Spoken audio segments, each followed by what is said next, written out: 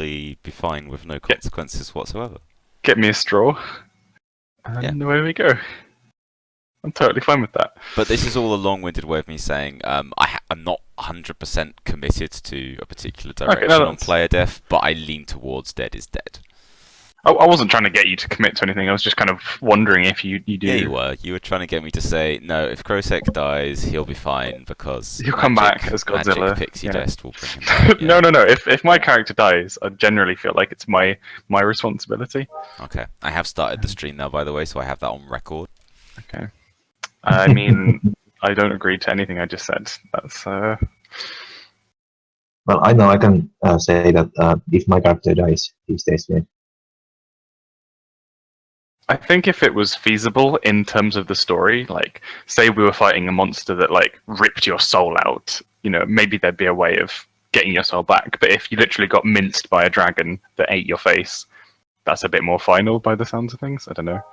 Yeah, I think that definitely comes into it. Fae aren't particularly religious, so they wouldn't have any like rites that would bring them back. Yeah, it's interesting because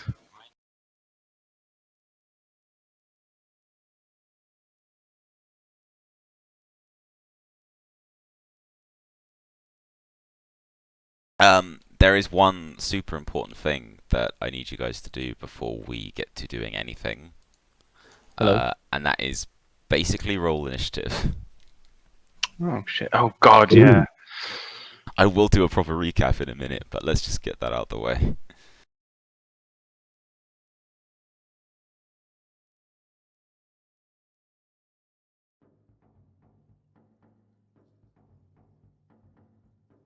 I'd be happy to give DMing a go on the mini campaign, by the way, Wolfie, if you wanted to take a break and play a character. Yeah, I mean, my general attitude is I'm always happy to DM, but I don't want to hog it, and I rarely get to play characters, so like if someone else wants to, then yeah, sure, go for it. Yeah, I love the idea of just trying to brutally kill everyone. That's most of what it is. I'd be fine with that.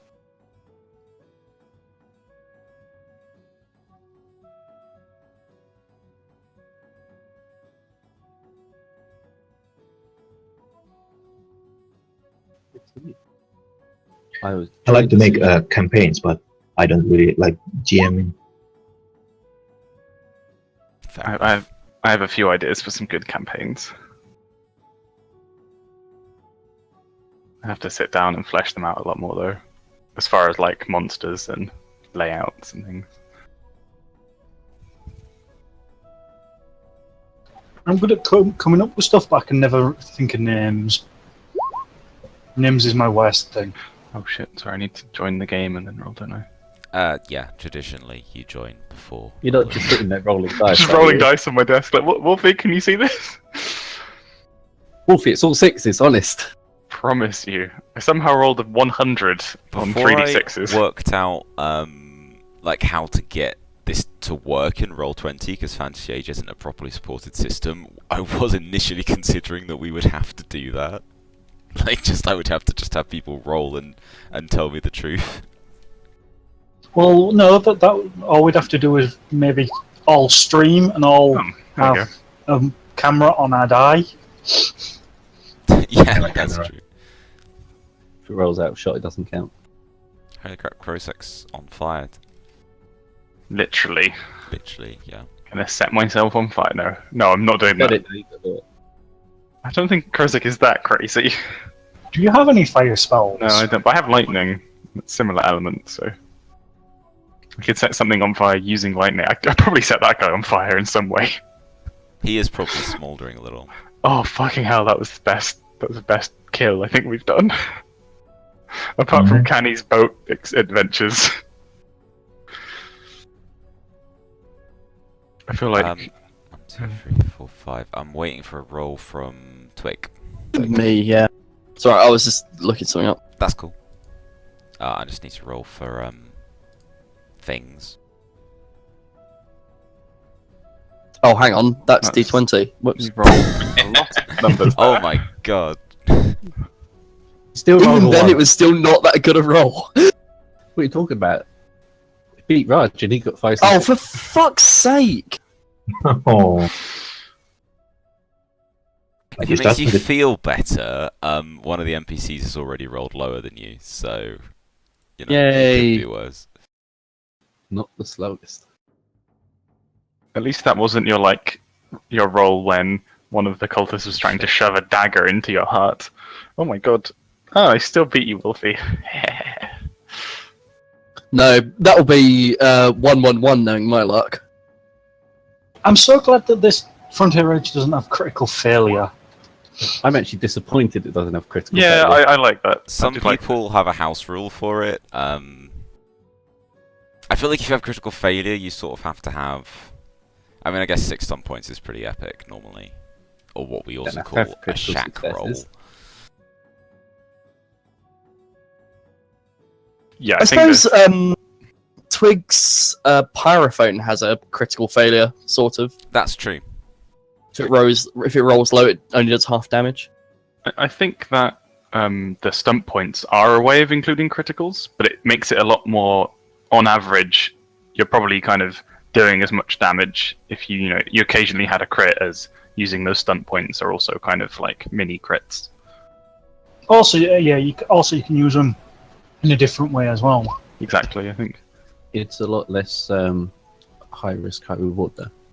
True, yeah, it is always nice rolling like a 1 when you're trying to cast some huge magic spell and then it just kills you, or just doing something ridiculous. I just remember in a Pathfinder campaign, one of the enemies crit and took our paladin out, like from full health because it got rid of his dex. Oh, fuck. Okay, can everyone see the turn order? Did that come up okay? Yeah, it just says zeros for everyone. Yeah, that's because I can't be bothered to fill them in. They're in. I just put them in the right order. It's the way I roll. See, get it? I don't get it. Please explain the joke. No, that's fine. Okay, so, put simply, in terms of what happened previously, I think the fact that we're already in the combat map should be a fairly good reminder. But the ATC wagon expedition that you've been protecting had reached Cloud Mesa, which is sort of a big floating mountain in the sky, and it also marks the turning point where the expedition kind of enters the heart of the Shattered Plains properly. Yes, Krosek is clearly at 420 on the turn order. But yes, the expedition is sort of has reached that critical point. However, you found the remains of first one and then a second wagon that was, as far as you can tell, crewed by hobgoblins. You don't know where that other set of wagons came from, but they had clearly been attacked, and you found tracks of Saurians who you've decided to follow. You talked with Jessie Redhammer, and she basically decided to carry on with her wagon expedition with the expectation you would be able to catch her up fairly quickly because they're moving at a rather slow pace. And when you got here, you saw, as you can see, a number of Saurian blood tracker cultists who appear to be doing some sort of bloody ritual where they've gutted and sacrificed a number of gnolls and also hobgoblins that they captured. There were a couple of mercenaries around this camp when you first got here, but you dealt with them rather amusingly. Well, Theo and Krosek managed to do some amazing blagging of what they were doing wandering around in the middle of the wilderness, which allowed Krosek to electrocute the cyborg cowboy to not quite to death, but so he's incapacitated, and then Garrick gunned down the elf cowboy, catching him by surprise. However, firing the shots did alert the blood tracker cultists to your presence, and that's basically where we are. So the 4 blood trackers were sort of arguing around this circle of blood that they've made. At the sound of the gunshot, they all stop their arguing and they start yelling instructions to each other in Saurian. And those of you who can understand Saurian, which I think is just Krosek, basically can understand that the blood tracker prophet, who seems to be in charge, is barking out orders to the other three to protect the circle, protect the circle at all costs, get rid of these outsiders. And unless anyone has any sort of immediate things that they need to do, I'm going to say we go straight into combat, which begins with Krosek. Yes. Oh, I do want to ask. Am I supposed to have inspiration here? Yeah, I was wondering about that when I was in here the other day. I was trying to remember if it was for a reason or not. I don't remember if it was. I can't remember exactly when you picked it up. I'm inclined to be nice and say just have it. Because I know you got inspiration on the airship, which was a long time ago. But you might well have got I it used from one. another I role. know I picked it up again. Yeah, you might... And I don't remember using it. I so- don't remember where you picked it up, so I think for the sake of argument, you probably did do some rolls more recently. So let's just say it's from one of those and you get to use it on your next attack. Right, okay. Or your next roll. But let's just make sure you use it. Right, I have decided what I would like to do. Sure. I'd like to use the miner to, if I succeed on my next roll, I'll deal +2 damage. Yeah, sure. And I'm going to cast Chain Lightning on the silent cultist on the left. Oh, okay, sure. What's the range of Chain Lightning? 30 yards. Damn. Okay. Yeah. Yes. You are in range. I'm allowed to do I'm that. suddenly worried for my NPCs. Okay, let me see. Wow. Yeah, that's not happening anytime soon. No. Does it still cost mana points if I fail? Yes, it does. That feels bad. Alright, No, I'm done then. that's for you. Actually, I'd like to move Spret, however far forward she can move. Sure. Let me just check. 9, so is that, do we round that up or down? Oh, let's go. We round up in terms of the squares that are 2 yards.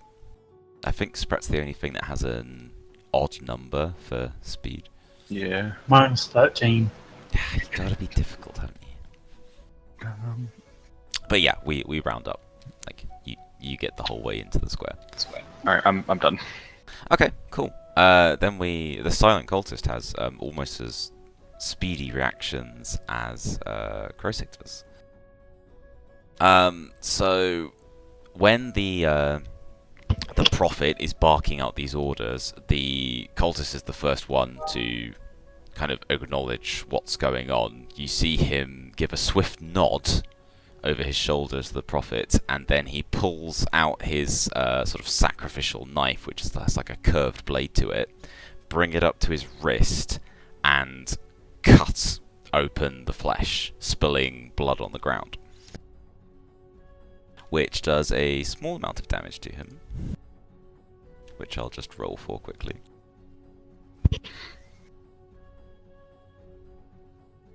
Oh no, he dies. Yeah, you crit and you died. Accidentally opens up a vein. All we got to do is wait and they'll just. Or an artery, I think. Oh, well, Okay, so he takes 4 damage. And then essentially what you guys see is he begins to move very, very quickly. So he kind of sets out at a run towards you with his eyes locked on, well, let's see who's nearest. I hate to say it, but it's probably Twig. Am I not behind this pillar? Oh, you are kind of behind that pillar. In that case, I suppose Blackwolf's kind of more in the open. Yeah, okay, fair enough. So Sorry, he's gonna run, and he can run up to there. in a like really rapid blur. He's kind of like running like the Flash, like you can barely see him. Then he notices Twigs close and goes for him. No, I'm afraid not. Wow. He doesn't see the small Fae flapping around behind the pillar. And then somehow he still has an action because he's moving so fast to then also lash out with his knife at Black Wolf. So he takes a sort of like a lightning fast swipe at you.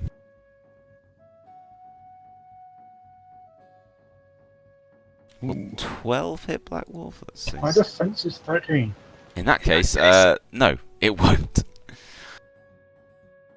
And then he's technically got a minor. So he's then going to move again, like, straight past you guys. So it's like he's running past you, takes a swipe, and then carries on going.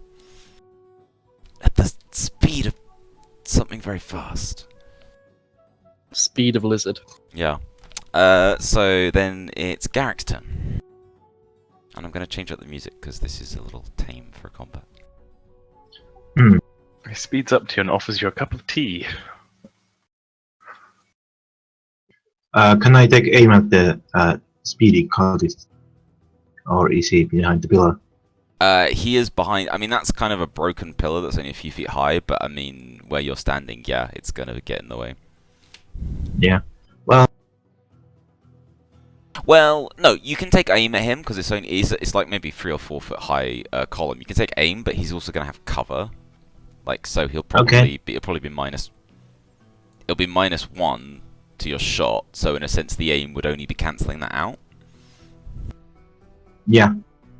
But my aim gives me +3 to hit, so...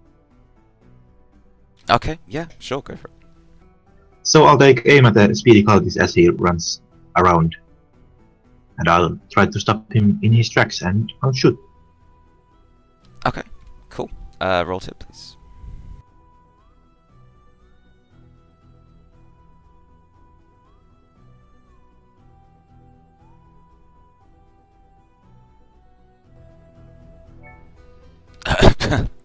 Yeah, well, it's not the most amazing shack roll, but it hits and it does stun for 2 stun points. Oh yeah. I'll knock him prone. Oh, that's a good And call. also one square behind as a knockback.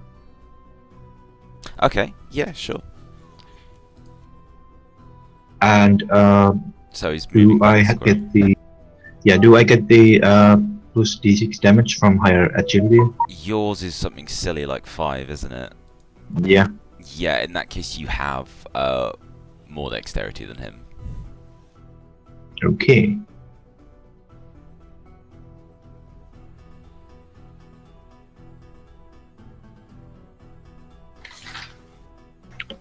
That's the damage roll.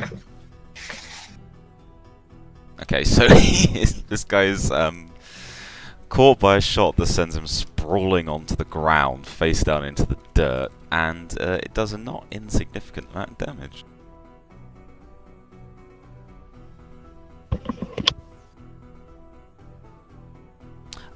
Good job. It is now Theo's turn. I'll cast Spell Ward to myself and Krozek. Okay, yeah, cool. Thank you, Just son. roll to cast that. You take good care of your old man. Yes. So, Cool, yeah. So that's cast. That gives you guys +2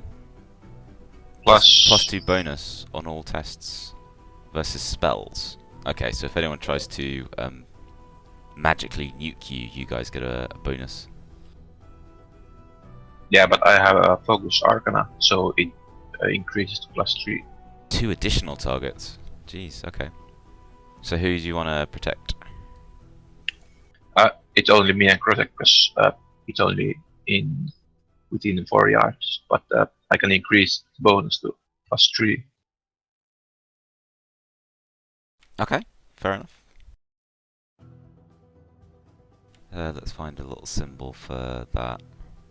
So does that mean when we're doing Constitution checks against spell power things, do we get +3 or how? I think it's all checks against spells. Okay. so Yeah, that's good. it's just any sort of all test versus spells until the end of the encounter. Yeah, and then I move here. Okay, cool. That's probably wise, given you have magical opponents. Dart, it's your go. What would you like to do? I had a question. Sure. Minor action move, major action run. Yeah. You do them both at the same time because you get a minor and major. Let me double check quickly, but I think you can. If you want to cover the a lot rulebook of ground is- very that's- quickly. Yeah, it doesn't say anything against it. People don't use it very often, but I'm under the impression that that's pretty much what you can do. Let me just very quickly try and check. I thought it was worded so that instead of doing a move, you can take a run, and then you get to do a different minor action. That's what I thought, but it doesn't say anything. You can move. Run is you can move up to your double your speed in yards. That's your major, and then minor is you can move up to your speed in yards, or do Yeah. other things like going prone or standing up.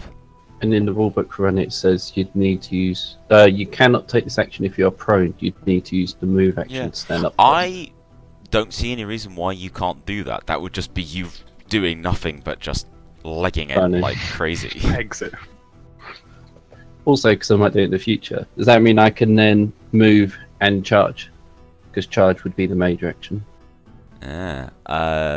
Yeah, you can definitely move and charge.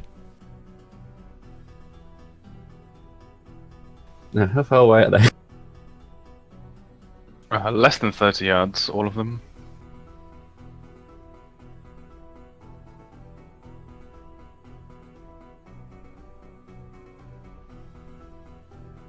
I'm going to run up to next to the overweight cultist.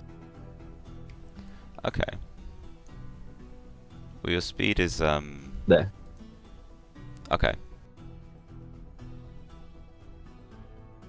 Because then that would be 10 yards moving and 14 running. Yeah, sure. I Which mean, you do. okay. So all you guys see is, I guess, almost as quick as the cultist who is magically empowered. You just see Dart just like charge forward at an almost impossible speed for a creature that's fairly short legs. He just launches himself across the battlefield. Faster than speeding bullet. Is that you done for Dart? Yeah, Then? no, that means I can't do anything. Yeah, that's it. You've just arrived. Like, yeah. Okay, well then it's the Bloodmark cultist go, and appropriately she appears to be like a fairly young Saurian from what you can see. Like she may be like sort of like a fairly young adult. And she sees this like small, heavily armed hobgoblin like charging up towards her. Her eyes just kind of like bulge wide with this like big red eyes that she has. She immediately moves into the circle to sort of stand among the blood, and she yells at the top of her voice in Saurian. So again, I think probably only Chris understands this, but she yells out, "Fear not, prophet! I will protect the circle." And she also takes her knife and cuts open her wrists to do a little bit of damage. What the fuck? You keep rolling like the minimum amount of damage on these rolls, Wolfie. Yeah, Hacks. I fixed the dice earlier. If you've got plasters ready for them, just slap it on the wound as soon as they're done. And yeah, so as she cuts her wrist and the blood falls to the ground, the moment those drops of blood hit the ground, what Dart sees is that they kind of like spark with energy, and almost out of nowhere the air kind of flickers and sort of a shield of like kind of pulsating energy just appears around her in a fashion that is very similar to, if you remember all that way back to the way that the shield that Nyx created on the train when you first all met each other looked. So let me just draw that So in. long ago. So 2 of us weren't there at that time. True, but those of you who do remember.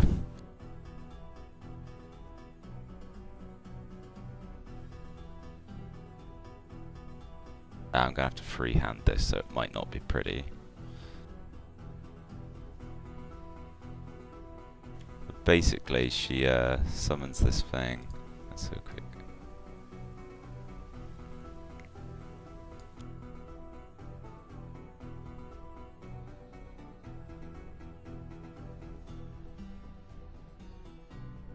So it's essentially a semicircle of this kind of glowing energy shield.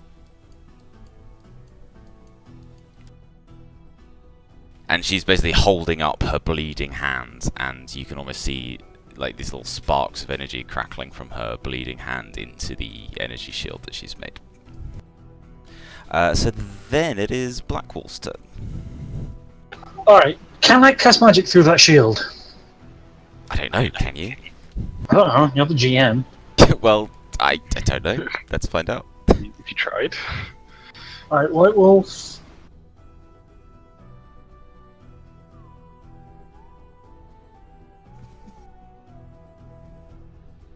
Moves there. Also, what are these spell stunts? I've been meaning to ask, because I'm a mage as well. Yeah, Not do you have spell the stunts. kind of the basic Frontier Age cheat sheet with the spell stunts on? No, I don't have that one. Hang on. Let's see if I can copy paste into Discord for you quickly. I can upload the file as well.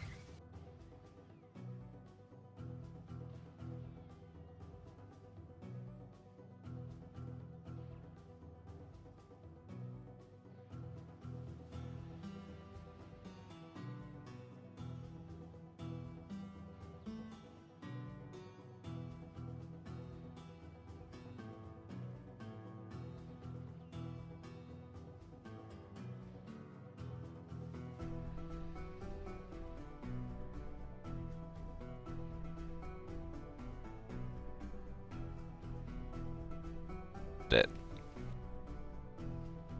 And then the spell stunts from page 8 of that.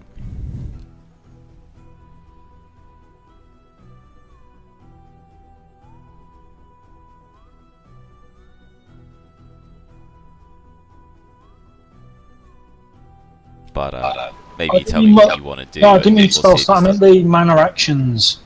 Oh, sorry. Okay. The only minor action was It's basically like because we identified for Grozek that there was almost maybe a little bit of an oversight in that a regular melee or ranged character can take aim as a minor action to get a little bonus to the next attack, but there was no equivalent thing for mages. So basically, we sort of said to test it out as a little house rule, we said that mages could take a minor action to like charge a spell, and what that means is that the damage can have, in addition to its regular damage, you can take, if you have the Arcana focus in that, you can add that to your damage. So normally Arcana focus adds to your like cast roll. It also adds to the damage. I'm just wondering. And I think you have focus in death. I have focus in death magic. So basically you'd get an extra +2 damage to death magic spells.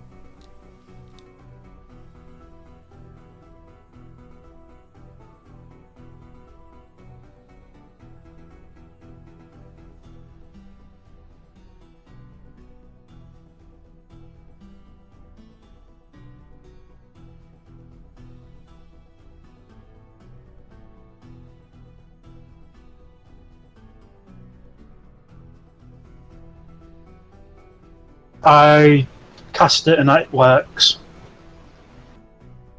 You cast what, sorry? I I use Raise Dead on the dead Null. Oh, To the okay. cultist. Sure, I'm assuming you mean the nearest one. Like, that one? Yeah, the dead Null. Or that one? That one, that one because it's in range. Oh, okay, fair enough. Yeah, sure, roll to cast, please. I did. Oh, sorry, it sometimes takes a little while from the shot for me. Okay, cool, so you've cast it, right. Let me just try and put that under your control.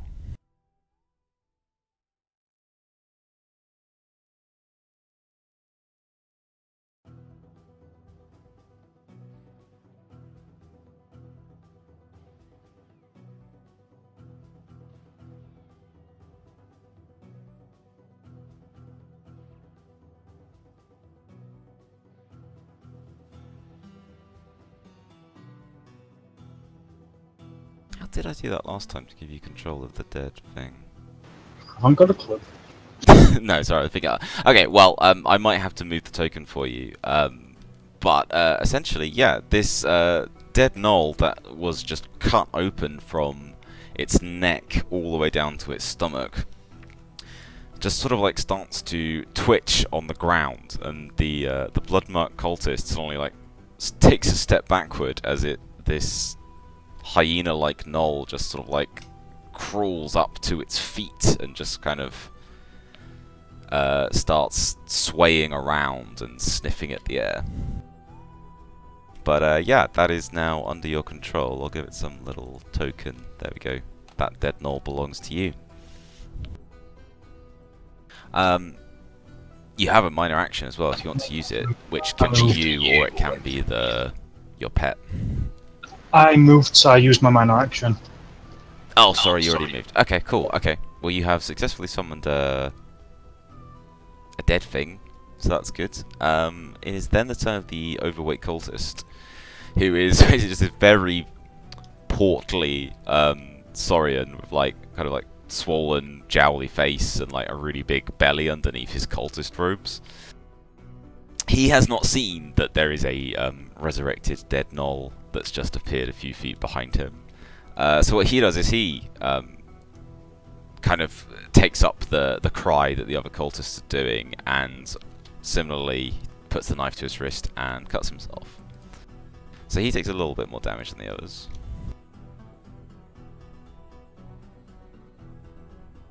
He takes 6.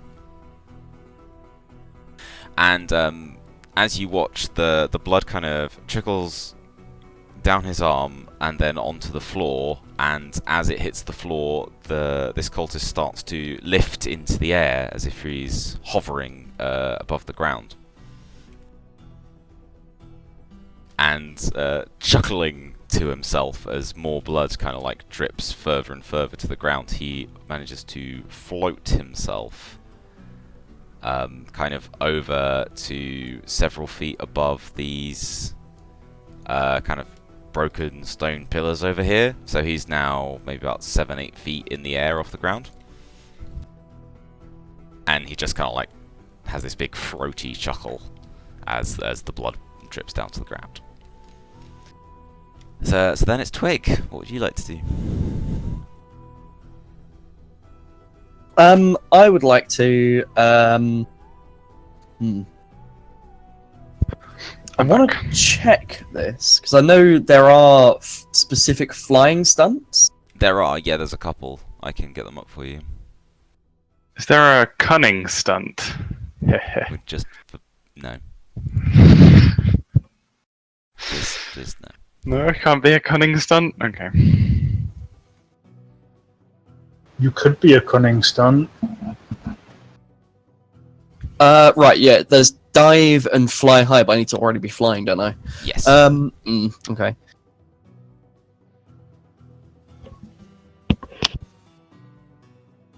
In that case, I won't bother for now then.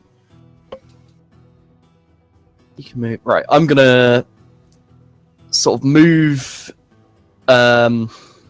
Dex is gonna start running towards me. I'm gonna run towards him, so we sort of meet somewhere in the middle. And you hug. I imagine maybe like running in slow motion. I don't know, here. jump into each other's arms. And I'm going to deploy the pyrophone. Da-da-da. Does it make the inception noise as you like pull a lever? And that's pretty much all I can do this time. Oh yeah, it takes a turn to set up, doesn't it? Okay. But it is ready to go. So Dexys kind of goes into his pyrophone mode, and like the organ pipes kind of ascend out of his body, and the little keyboard unfolds. So it's the turn of the Prophet. Just remind myself what the Prophet does. Nothing. He He's surrenders. really lazy. Oh yeah, okay. So he moves forward to stand over the body of this dead gnoll next to his fellow cultist, and he tells her, "Good work. Keep them at bay." And he shockingly slices open his wrist. Ooh. Does he notice the dead gnoll that's standing up and... Yeah, he does. He seems unafraid. So he takes 9 damage.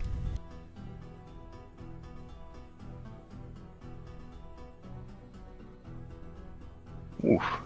And as he opens up quite a lot of blood from his arm, and it just pours down over his knife. What Dart would probably notice, because he's closer, is that unlike the others, the Prophet's knife is made entirely of bone, and the blood pours down over the bone until it's entirely covered and red. And as soon as it's covered, the Prophet just sort of flicks his wrist, and the knife flies out of his hand and like moves across the kind of like flies, as if it's got a life of its own. So I've just realised I need something to mark that with, so just give me 1 second.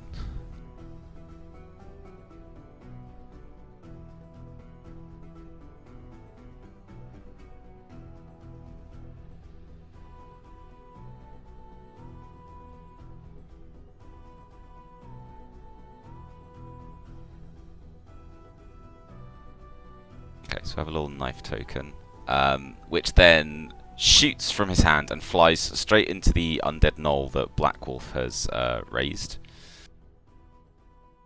and tries to attack it.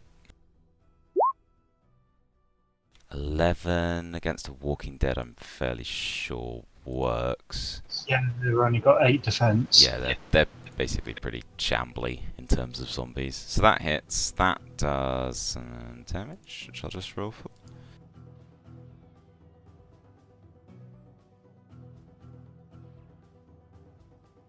Okay, so It takes it's 4 damage. Unless Oh, it's yeah. penetrating. Is it if it's penetrating damage? It's not. It's regular damage.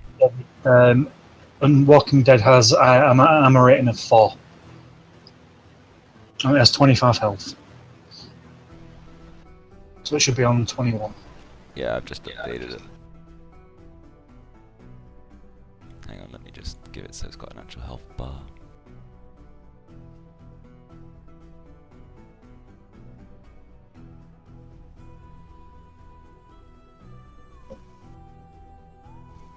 Oh, it does have a health bar. Cool. Okay, so it takes a bit of damage, and then the knife basically slices a chunk out of the dead gnoll, and then it carries on and strikes Dart.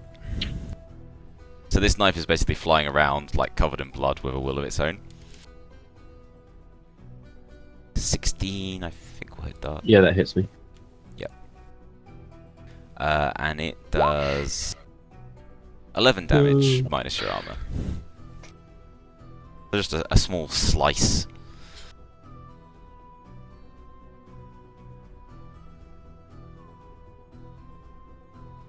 And that is the Prophet's turn. So then it's back to Krosek. Christ, I've just seen how much health Dart has. Gonna need to do more than just give him paper cuts. It hurts though. It really hurts, like, hasn't quite drawn blood, but it stings, you know? Hmm.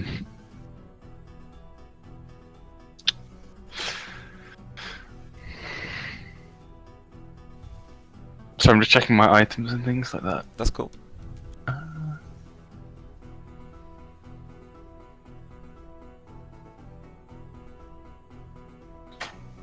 Oh, 1 second, sorry.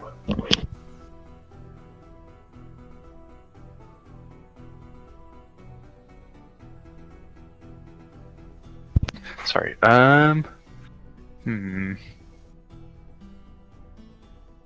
The weird tonic. It just increases spell power, doesn't it? Yeah. Also? Yeah, +5 Okay. spell power. +5 spell power. Shit. Yeah, Okay. it's a good amount of spell power, but it only affects spells that spell power is relevant to, obviously. I'm gonna chug one of those. Okay, cool. So you down And- this like mixture of weird ore and gin. Yeah. I don't know what Krosik's alcohol tolerance is like.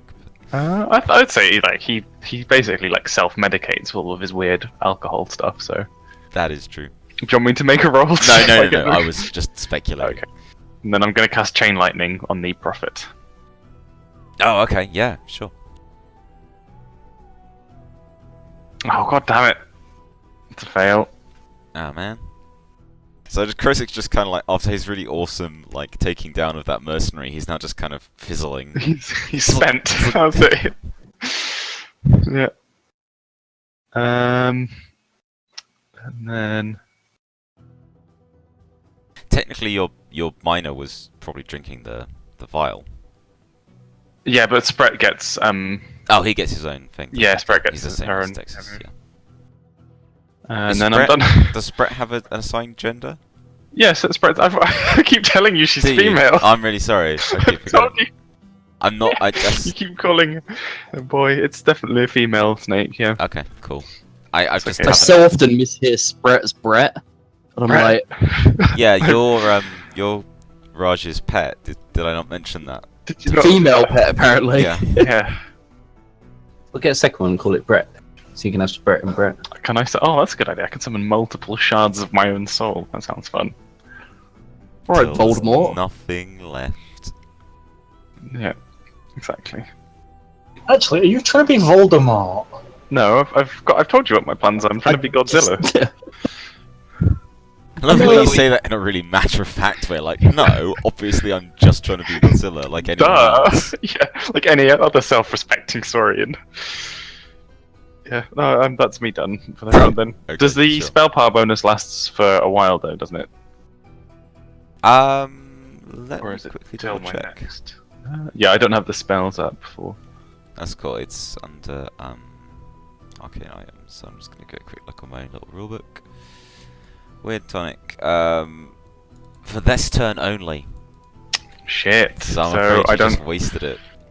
I just chugged it. It tasted nice though, so. Yeah, that's good. Right, well, I'm happy for you. that's something. So No, we're you're all not. fighting, and Krosek's just having a drink. Yeah. Slacker. Yeah. Well, look, my job was taking out that guy. I was not told I needed to do anything more than that, so. Accidentally closed. Roll 20. Yeah, I'm done. Okay. So it's now the Silent Cultist's turn. Obviously, he's taking quite a lot of damage. He kind of lifts up his injured arm and sort of makes a fist and squeezes so that more blood falls out, which causes him to suffer catastrophic blood loss and die.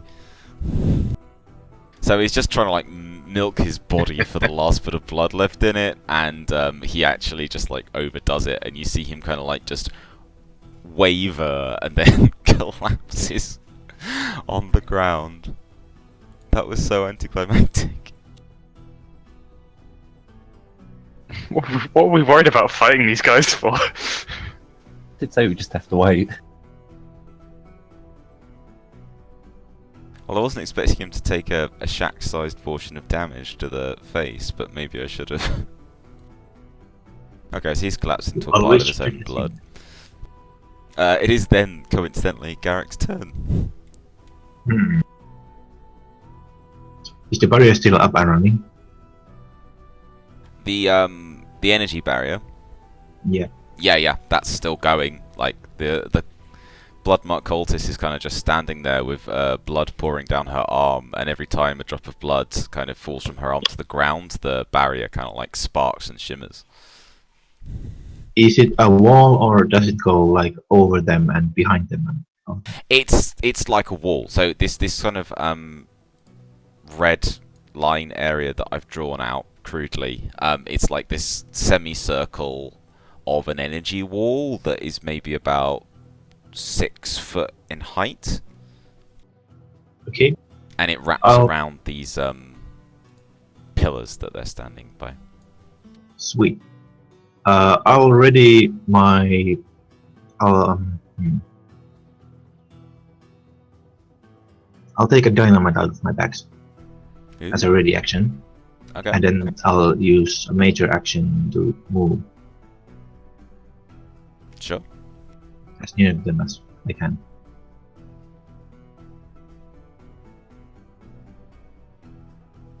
Okay. Cool. So yeah, Garrick approaching with dynamite. I'm sure that'll be no problem.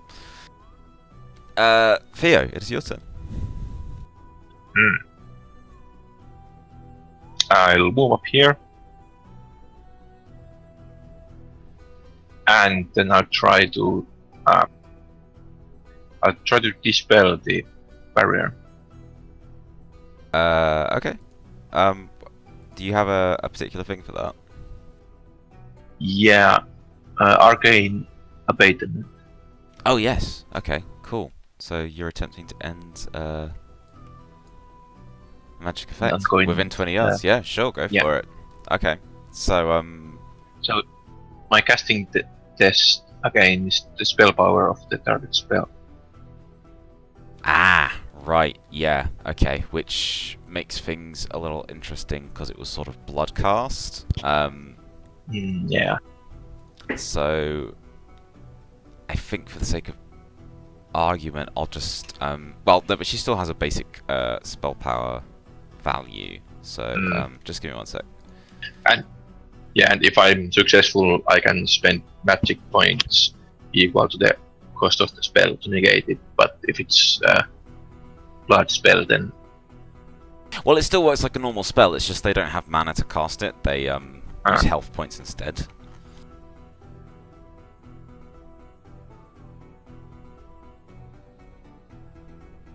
Okay, so her spell power is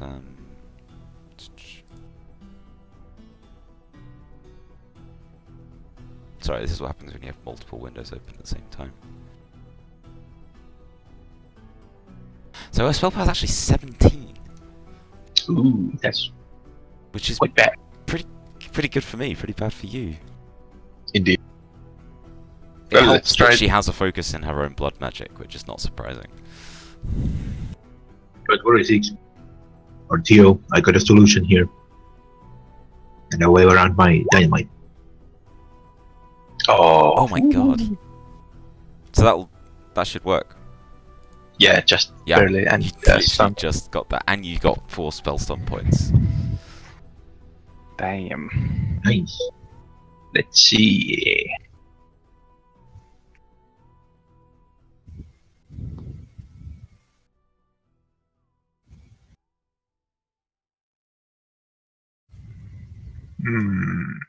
Well, I'll.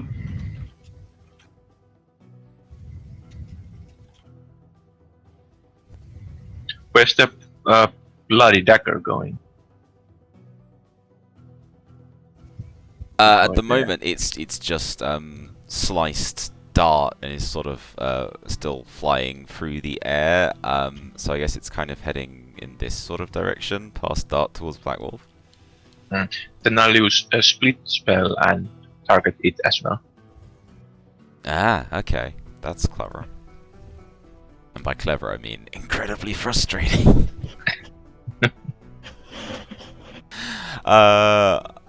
Okay, right. So, 2 things happen simultaneously. Yeah, it says the target test against the spell separately. So, do I have to roll another? Yeah, you'll have to roll against the prophet who has the same. It's 17. Yeah.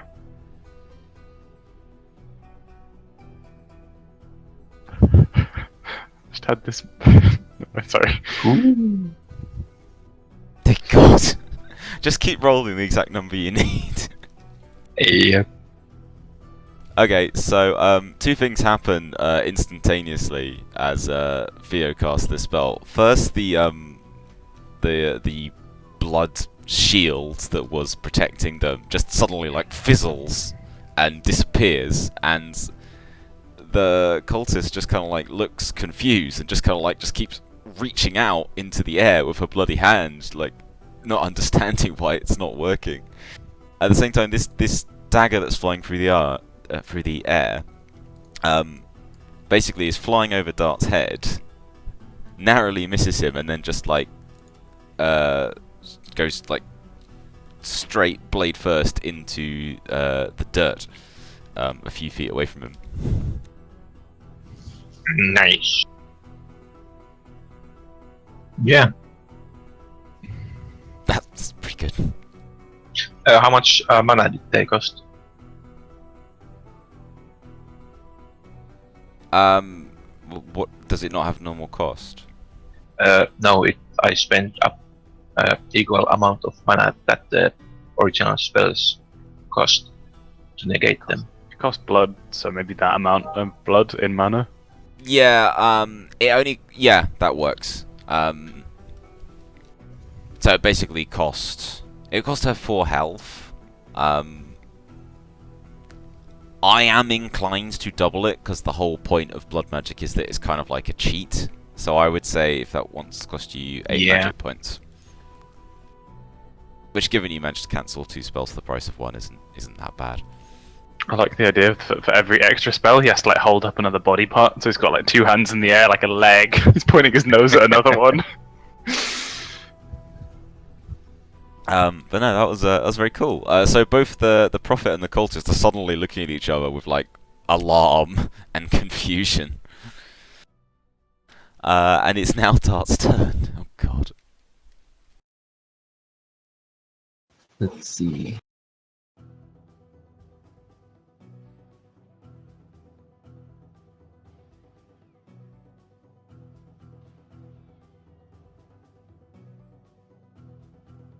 So I'm going to step up to here and attack the one on the right, the blood-marked cultist. Sure. I'm guessing with your spear, given the distance. Yeah, 200 spear. Cool.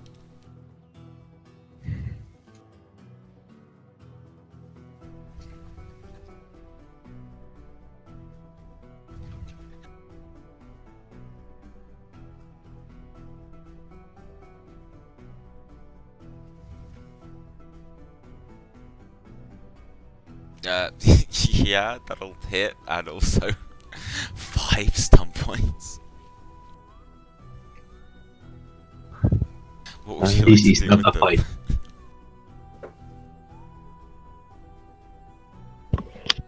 Need to find us on this. There we are. Oh. Might as well just go lethal blow. Yeah, I had a feeling you were going to say that. So yeah, you can add 2d6. Oh, Jesus. This just adds another 2 spears. It's a really disgusting amount of damage. Bloody hell. And if that doesn't kill her, Yeah, it I does. want to use the two-hander style I've got to move her in front of the other cultist. Just to the left a bit. So you mean like there? Or Yeah. where do you want her? Where you moved her. Oh, okay. So you can like skewer her with a spear, and then just like drag her along the ground, like her feet dragging with a spear stuck through her. That did a catastrophic amount of damage to her. If it wasn't for her armor, she'd probably be dead.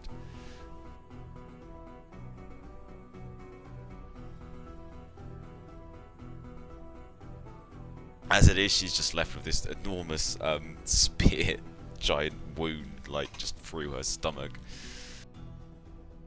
And her blood just kind of like pours into this kind of enormous circle, which, now that Dart's closer, can see is actually filling up kind of like there's a lot of grooves in this stone platform that they're standing on, and as the blood kind of like pours out of this wound that Dart just made in her, it goes into these little grooves in the stone and starts like funneling the blood around into a circle, and it's sort of channeling it through lots of little small channels in the stone into the center. And in the center of this stone platform there is a bowl that's sunken into the middle of the stone, and that's just filling up with more and more blood.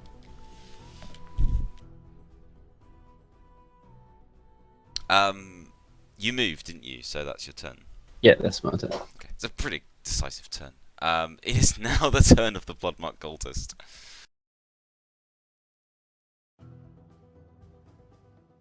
Okay, the cultist turns, sort of half turns to look at the prophet standing behind her, and she says, "Do not worry, blessed one, I will protect the circle." And she takes her knife, lifts it up in front of her, and pointing the blade at her own chest, and then with both hands on the handle, she just slams it into her own heart, and blood just erupts out of her in a fountain. And a moment later, the giant spurts of blood that are coming out of her catch fire, and the whole area is suddenly bathed in burning blood. And Dart is just able to throw up his hand just in time as this fireball of burning blood sort of consumes the area. So everything within 6 yards is getting drenched in spraying burning blood. That's not good. It's not good, is it? Sounds really healthy. So Dart is taking the full force of this, what I have labelled here as a Bloodferno, because it amused me. Take 20 damage, but you do get your armour against it. That's a lot of damage. It also sends you back a square. Just kind of you're still on your feet, but you're kind of just staggering backwards from the impact of the explosion. I'm surprised someone has so much blood in them. I think Morphe's realised the best way to kill us is just to have loads of jihad creatures that fucking... We had those things that we fought that blew up, and now we've got these fucking cultists who just keep killing themselves. Still above half health. Yeah, Garrick has taken 18 damage, minus your armour. Ow. And since there's a pillar behind you, so you can't really stagger back, I'm going to say you basically get knocked to the ground. How much does the dead knoll take? Let's roll it. 18. So he's not dead. Well, I mean, he's dead, but, he's still moving. He's sort of staggering around, maybe with singed, matted fur. Just kind of shambling around on the spot.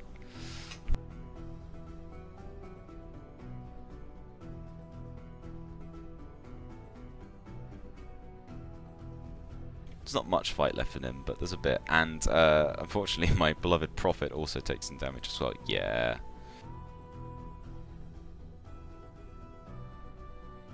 Is the prophet dead? He's not dead. He takes some reduced damage to these things because he has a blood attunement thing.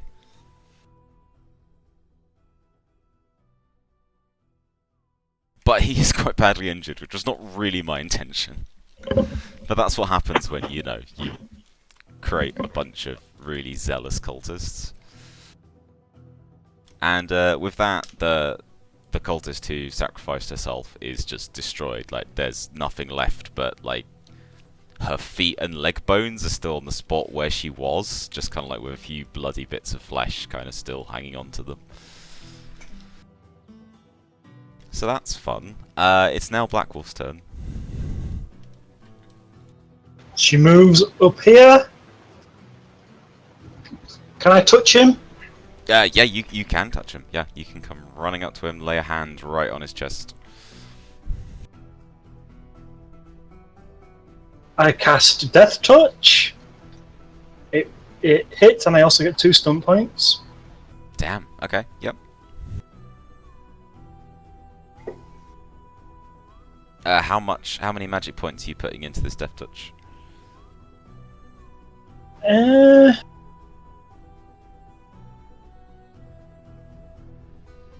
going to put 4. So it's a 2d6 plus 1. Okay. Cool. Go for it.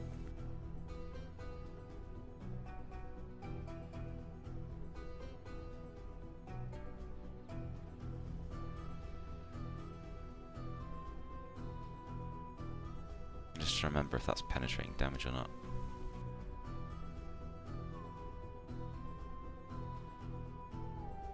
No, it's just regular damage, isn't it? So, Black Wolf lays her hand on this Red Saurian's chest and sort of mutters the incantation that summons her ability to kind of like channel the forces of death, and he basically just kind of screams in agony and kind of like staggers under her touch.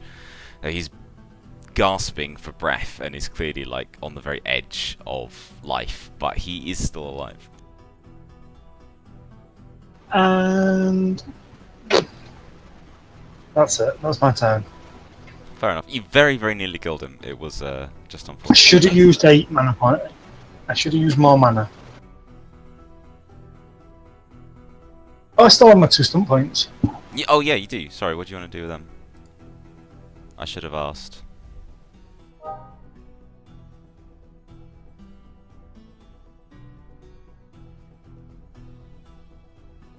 I can do an extra d6 and Yeah, do a you mighty can. spell. Well, whatever you roll, you... Oh no, it's not penetrating damage actually, so yeah, you do just roll that d6 and we'll add it in.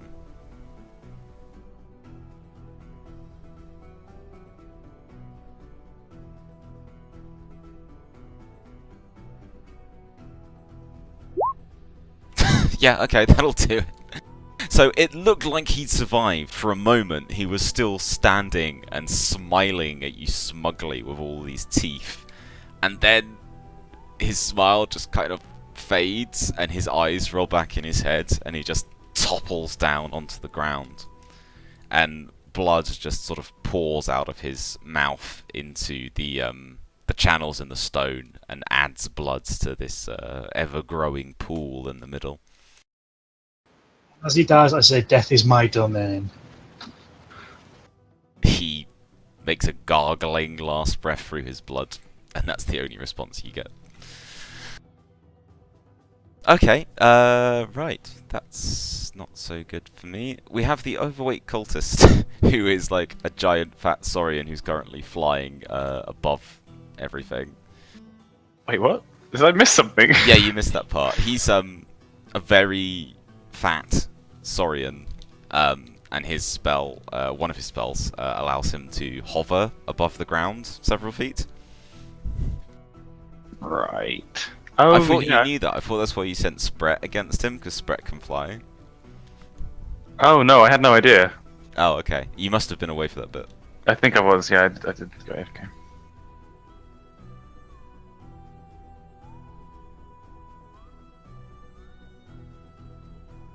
Okay, so he has now been distracted by the death cries of his allies. So he actually turns around from what he was going to do, which was attack some guys over here.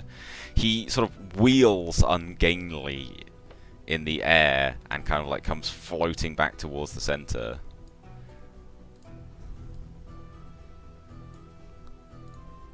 And he's just spitting insults, and he's switched from Saurian to Common, so you can all understand him. You can just hear him screaming, "Fiends! Traitors! Scum! You will pay for this!" And he, does similar to one of the other cultists. He squeezes his fist to kind of squeeze more blood out of the wound he's given himself, which does a bit of damage to him. And as he does this, this dead hobgoblin that is sort of basically been sacrificed is on the ground next to Black Wolf. Suddenly starts to shudder, and its sort of own blood starts spilling out of its dead eyes and mouth and nose, and it raises up off the ground, kind of almost like a puppet on strings, like it's just dangling from some unseen force, with frothing blood spilling out of it in various places. And it takes a swing at Black Wolf and tries to attack him. So just roll for that. Oh, the 9. No, that was his damage against himself. So I'm just marking this one. This one is risen as a sort of death puppet thing. So everyone's got these now.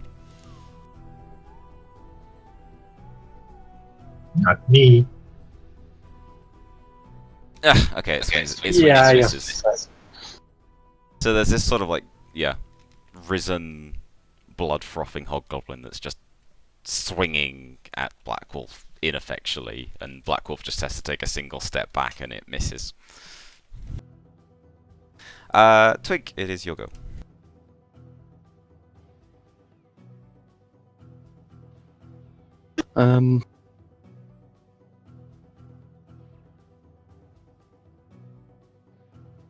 This pillar in the middle. How raised is it? Like The sort of the actual square platform bit is just a few steps.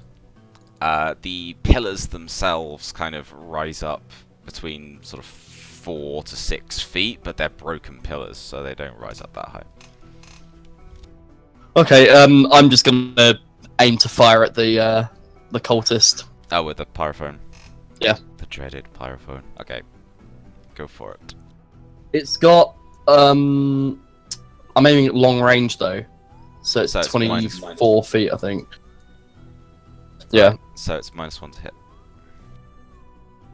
But I'm going to use my inspiration to hit, so it's +1 as opposed to the +2 I would have gotten, I think. Unless I don't know how many inspiration points I have. No, sorry, I don't remember either. I don't know. Let's just say it cancels it out then, I guess, because if it was 1, Yeah, I that get works. -1, then That's yeah. probably the easiest way of resolving it. Okay, so just normal rolling to hit then.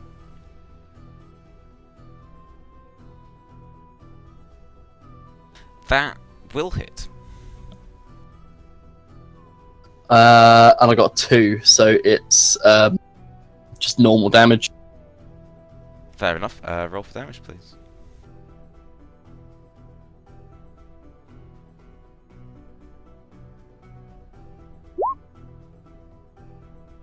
Eight damage will not quite kill it. Does Pyrophone ignore armor? It does if it hits a 4 or 5. Okay. You've got to play their notes right. But no, a few of the kind of burning projectiles from the pyrophone hit this cultist while he's kind of like floating through the air and kind of like just knock him off course a bit, and he kind of like just wheels in the air like this big ungainly blob.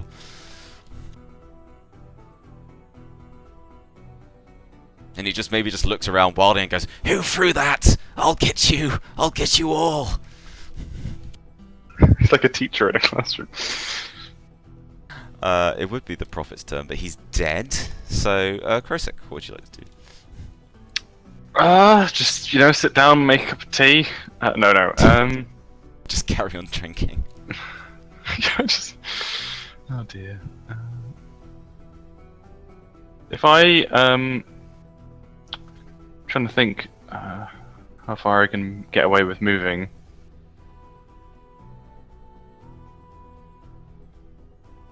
Well, up to your speed for a regular move.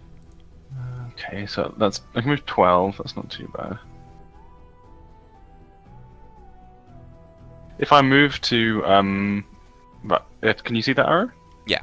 If I move to there, can I see the overweight cultist? Yes, he's also floating in the air, which makes it easier. Okay. Right, I'm going to move up here. And I'm going to cast Lightning Bolt on him. The slightly easier one. Yeah, sure, go for it.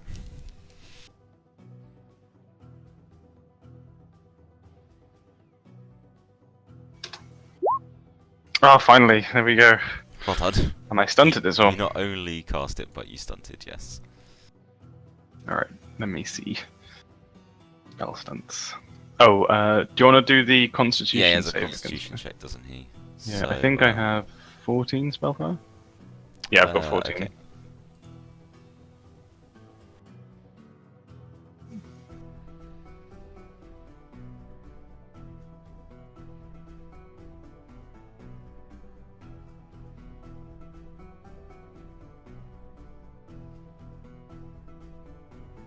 I'm afraid he is made of hardy stuff, even if that hardy stuff was mostly from eating too many pies.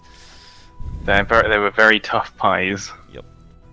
Alright, let me see the spell stunts then. So it's going to be 1d6 plus 2, and then whatever this spell stunt is. Oh, that's in the normal Fantasy Age rules, aren't they? Yeah. Okay.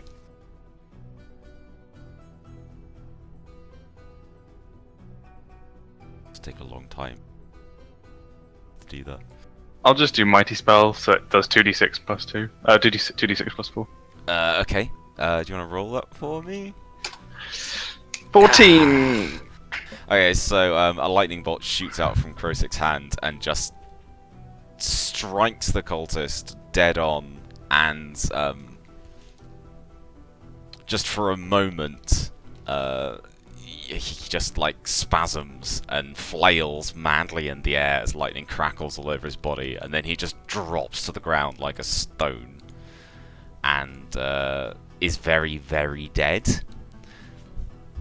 And there's just this great thump and a crack as he hits the ground face first, and a small pool of blood just starts to seep out from underneath his giant bulk. I love this idea that I basically had a drink, stood around for a while, came in and just killed the guy. Right, so congratulations, with more ease than I anticipated, you have taken out the cultists. They are all dead. The blood animated hobgoblin puppet just sort of, once the overweight cultist dies, it just sort of collapses back down to the ground again in just sort of a pile of bubbling blood, as if it had never moved at all.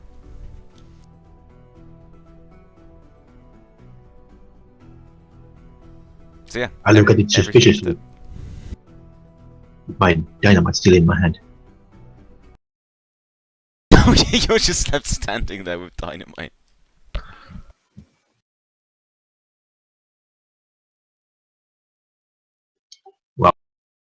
Seems like that's done. Did any of them survive, or did one of the mercenaries survive? The cyborg cowboy, I believe, Krosek kept alive, so he just stunned him. Everybody else is very, very dead. Can you tell me when he starts to wake up? Yeah, sure. I mean, at the moment he's pretty much out cold. No, it's fine.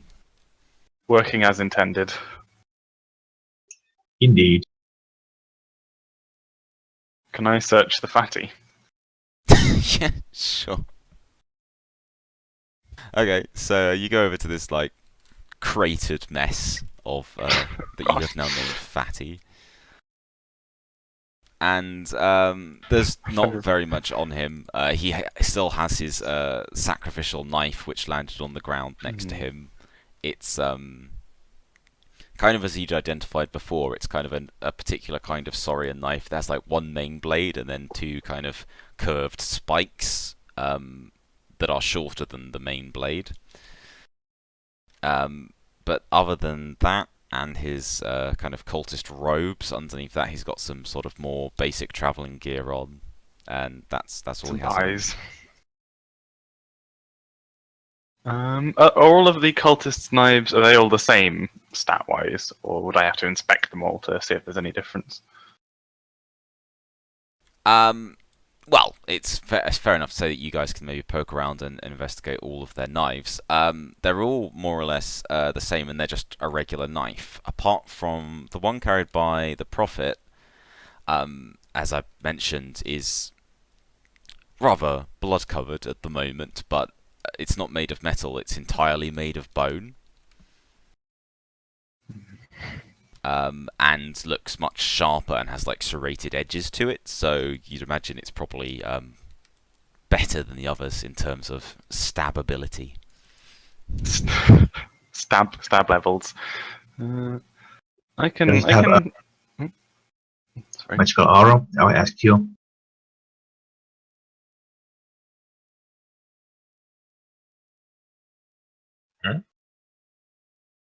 Does the knife have a magical aura, or does any of their items do? I can check. You want to roll your arcane awareness spell? Yeah. Its target number is 9. It's fairly easy. What could go wrong? Indeed. Nah, nothing, apparently. You even got free spell stun points, so you can probably cast it for cheap. Yeah. Okay, so Theo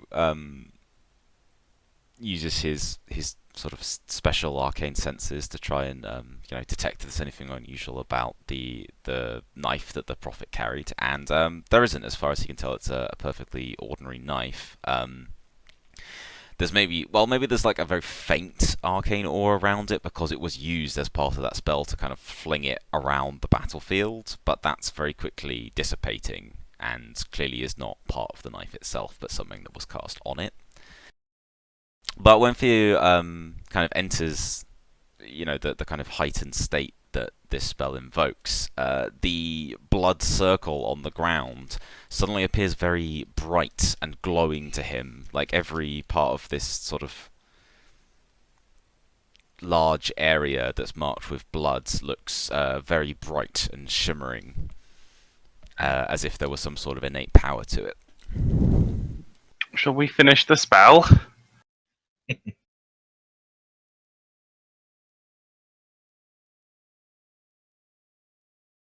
Well, this doesn't look good.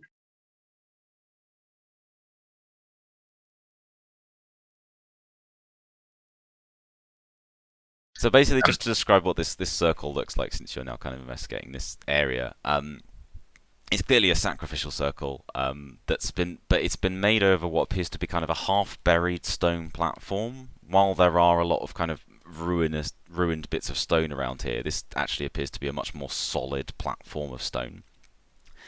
And as I mentioned, there are a number of grooves carved into this stone, so all the blood from these butchered bodies has drained into those grooves and been directed into a large bowl in the center of this stone platform. And that bowl is almost filled with blood, maybe like 4/5 full. And little trickles from the people you just killed are kind of continuing into it.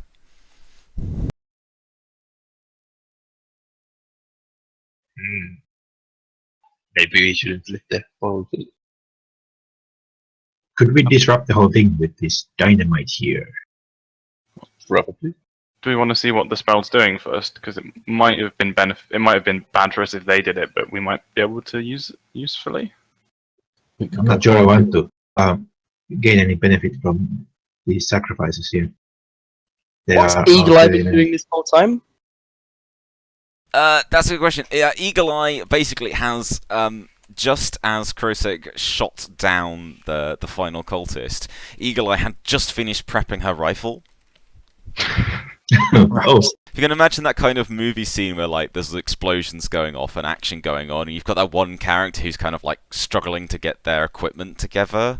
Like that was basically Eagle Eye. So she was just kind of like trying to get the rifle off her back, and then she was nervous, and her hands were shaking, so it took a little time to load it. And she finally kind of cocked the rifle and had it ready, and then the fight was over. But she's hoping that nobody's noticed, and she's sort of like casually trying to pack the rifle away again. Did I did a check, didn't I, last week, Wolfie, to see what the ritual's for? Did that tell me specifically what they were trying to do, or would I have to do another check to see if I can work I out? can't remember what happened with that I don't. I think I test. did. I think I succeeded, and you just said it was like trying to gain information or something. Or... Oh right, yeah. That it put you in mind of Yeah. a spell that is used to open or reveal, like to kind of like to open things or to reveal kind of hidden secrets. So Okay. it's Can something I- that reveals the truth, essentially. We could. I mean, is it going to be harmful to us if we stick around? Would I be able to ascertain that much? You can't tell because you can't tell exactly what it's being used for. Can I try and read? Are there any runes and things on the floor in the way they've set it up, or is it just a pile of corpses and loads of blood? Tell you what, why don't you Roll. yeah, why don't you roll? Sounds Why like don't an you idea. what Is would it- be appropriate? Arcane law, natural law, historical law, One of those lore things. cultural law. Well, really, it's like you're searching for clues. Business law. No. Give me the easy rolls. Damn it. No, like you've got nothing to apply your Searching. law to, so I think this would be good old perception searching. We've got 15. Oh, okay, fine. So you kind of Krisic maybe sort of stomps around this platform and kind of like maybe gets down and has a closer look at these sort of blood-filled Dip my finger in channels. some of the blood and have a lick.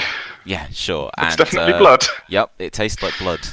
Actually, it's rather gross because, I mean, even for blood, because it's a mixture of gnoll blood and goblin blood, so it has a very odd taste to it. I don't swallow it. Just make Okay, so you just spit the blood back out. back into the pool. But yes, what you can see, in addition to these grooves that have been carved in the stone to channel the blood, there is also some rather crudely carved like letters and glyphs in the stone that have sort of been made a little bit more visible by all the blood that's been spattered around, so it's just kind of like clung to the edges of this great engraving, and as you're searching you can make it out. And it's in ancient Sorok, which is similar enough to your own language that you can roughly translate it. And what this has been, this isn't like nicely carved into the stone like an engraving. This is more like someone's just like had to go at hacking something into the stone with like a knife or some sort of tool. So it's like graffiti in a way. And what it reads as is, "Those who will not serve the gods cannot join them in the next life." Does it have any bearing on the purpose of the spell, or is it just? Or is this okay? Yeah, you don't know. Do you know? It doesn't seem fresh. It doesn't seem something the cultists have done. It looks like very, very old carving. Okay. Well, I think we should leave it and see what happens. Maybe we'll learn something about their main goals. I don't think it's gonna summon any beasties that are gonna attack us, and all this blood has been spilt. It would be a waste to not see what happens, because Krozik's very interested in knowledge, and yeah. It's almost a blood culturist way to look at it. I think we should just stick a piece of dynamite in it, light up and leave. Agreed.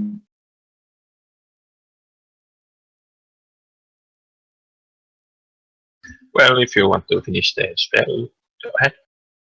I watch. Do I need?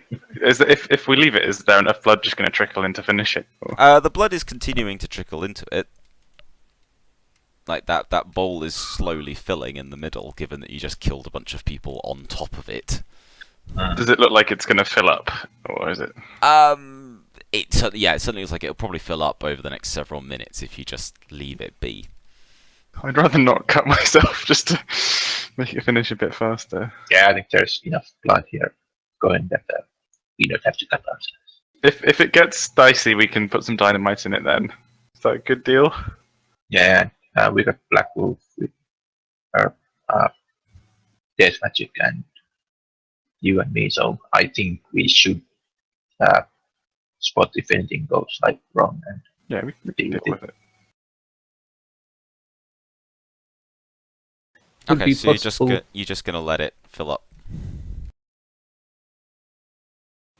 Could we chuck a stick of dynamite on there, not lit, just in case something goes wrong, and then, I know, magically light it somehow?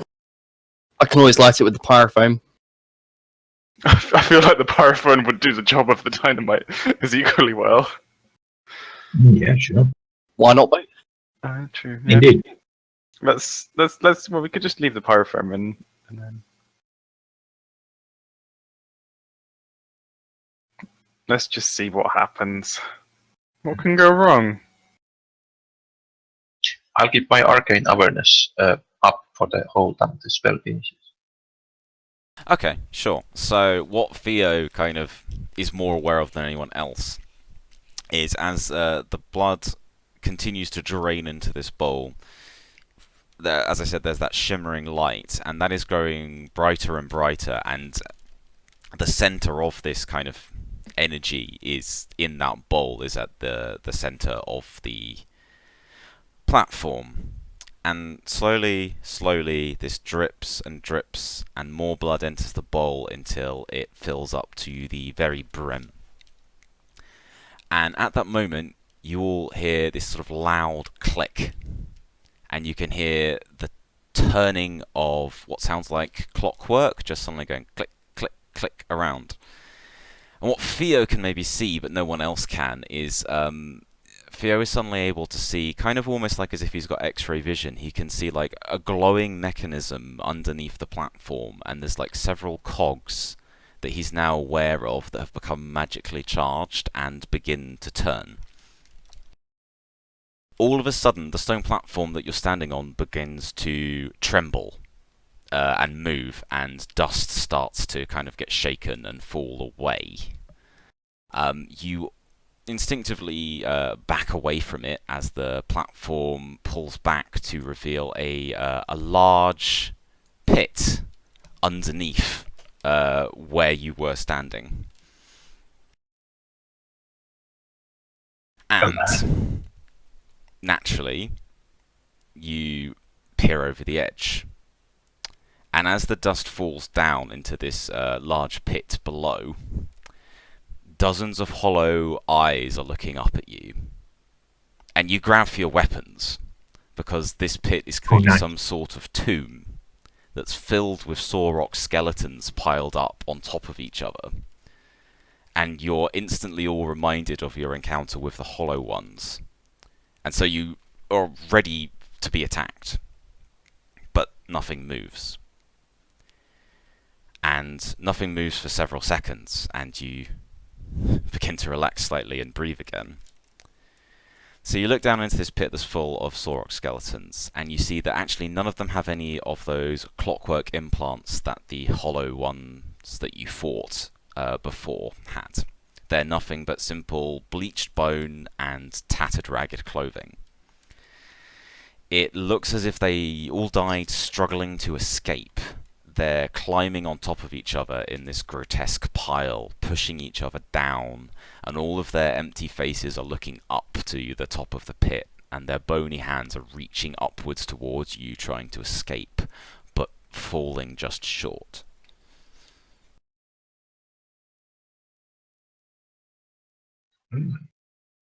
That's pretty dark.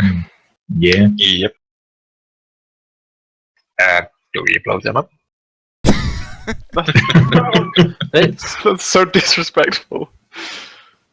we should see what killed them. Like, the Probably ones at the top. sacrifice. Do they have any like injuries or anything? Or were they just chucked in there?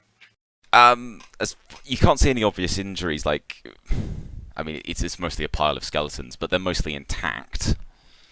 If they were buried alive. Yeah, seems like it. Can I use my Death Arcana to somehow try and divine the way they died? Yeah, sure. We can. How are you gonna sort of go about that? I was thinking about like trying to channel, maybe just channel like a magical aura to see what I can find out about their death.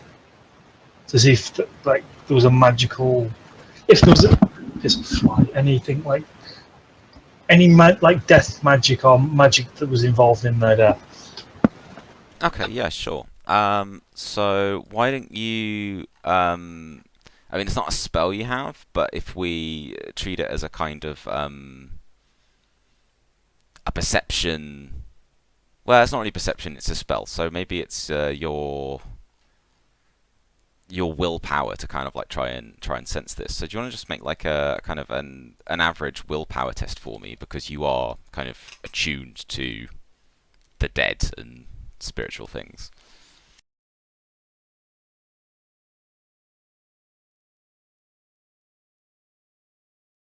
Okay, cool. So given you, as I say, you have this Black Wolf has this heightened sense of death and of tragic things like that. Maybe her eyes glow a slightly kind of ethereal, shimmering color as she kind of like studies this grisly scene, and there are things that kind of leap out to her that maybe the rest of you aren't seeing. So to everyone else, you're just kind of looking down, saying, "Okay, there's a lot of dead skeletons here, and a few pieces of broken armor and broken weapons." But Black Wolf notices that, almost like she can see through some of these skeletons, that there is a particularly large skeleton warrior kind of on the top of this pile, and it's holding like a spear. But underneath that, there is a much smaller Sorok skeleton. And to Black Wolf, that skeleton appears somewhat brighter and more noticeable. And cradled in its hands, there is an object that to Black Wolf looks particularly kind of bright, like it just catches her eye. But this is, of course, in a big 10-foot deep pit, so it's not like you can just reach out and grab it. Like you just can sort of see there's something kind of interesting that pulls you towards it, cradled in the arms of that one skeleton. I could send Sprat down, and then in case anything happens, I can just resummon her. Yeah, I tell Krosak about in detail where it is. Or maybe two can fly there. Oh, well, but yeah, but if those skeletons come alive, Oh yeah. you don't want Twig to just get eaten. Can I Very get a bit? considerate. Can I get a bit of I a can heal go big. before we start poking around with the dead things? You want healing, did you say? Yeah, just a little bit will do. I'm I can quite heal. low. Yeah, I'm really low on mana, so... Yeah, I still have plenty. Is there a way out, like, just, if we're just kind of doing anything, is there a way for me to regenerate mana, Wolfie, without taking, like, a 6-hour rest? You regenerate some magic points if you have just like a 1 hour small rest, but it's not all of Okay. them. You No, roll no, for a just- certain amount. Otherwise, it's a long rest. I have to rest for some period of time to get... Yeah. Okay.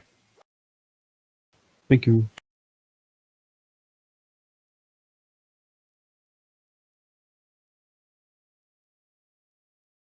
So we send in Sprat down? Yeah, I'm happy to send Sprat down. Okay, so at your bidding, Spret kind of flies down into this grisly pile of bones and kind of roots around in there, and a moment later it sort of comes back up, and in Spret's sort of fanged mouth there is what appears to be a leather scabbard, like that would be for a dagger or maybe a short blade, but it's just an empty, fairly simple looking leather scabbard. But to Black Wolf, it's still this is the object that she's been interested in. Like, it kind of has almost a draw to it for her. Like, there is something about it that resonates with her death magic. Does it look like one of the sacrificial knives would fit in there quite nicely? Well, It's kind of bigger than that, because the sacrificial knives are kind of like maybe are they daggers several and this is inches like- long. This is more for something maybe twice that size. Like I say, it's for a very large dagger or a short sword. Can I try and Magic. do a magic check, like an arcane lore check on it? Yeah, sure.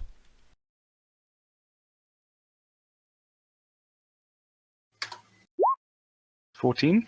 Yeah, I was gonna say it's challenging, but you get a small bonus because you're Soren. Okay, so you don't know exactly what it's for, but there is something about the way that this thing has been constructed that reminds you of other objects that sometimes have Soren's kind of like sometimes put hidden glyphs on. Like the way that the leather is stitched together kind of like is kind of unnecessarily complicated, and so maybe Krisic runs his hands over this thing with like a small spark of lightning sort of twirling around his fingers, and it highlights these small glyphs that are sort of written onto the scabbard in, well, they appear, they become visible once Krosic runs a magical touch over it. So this rather simple looking leather scabbard essentially has a number of small runes on it, and those runes in Saurian would translate crudely to something like Life Binder. Can I send Spret down again to look for this a knife that matches the scabbard?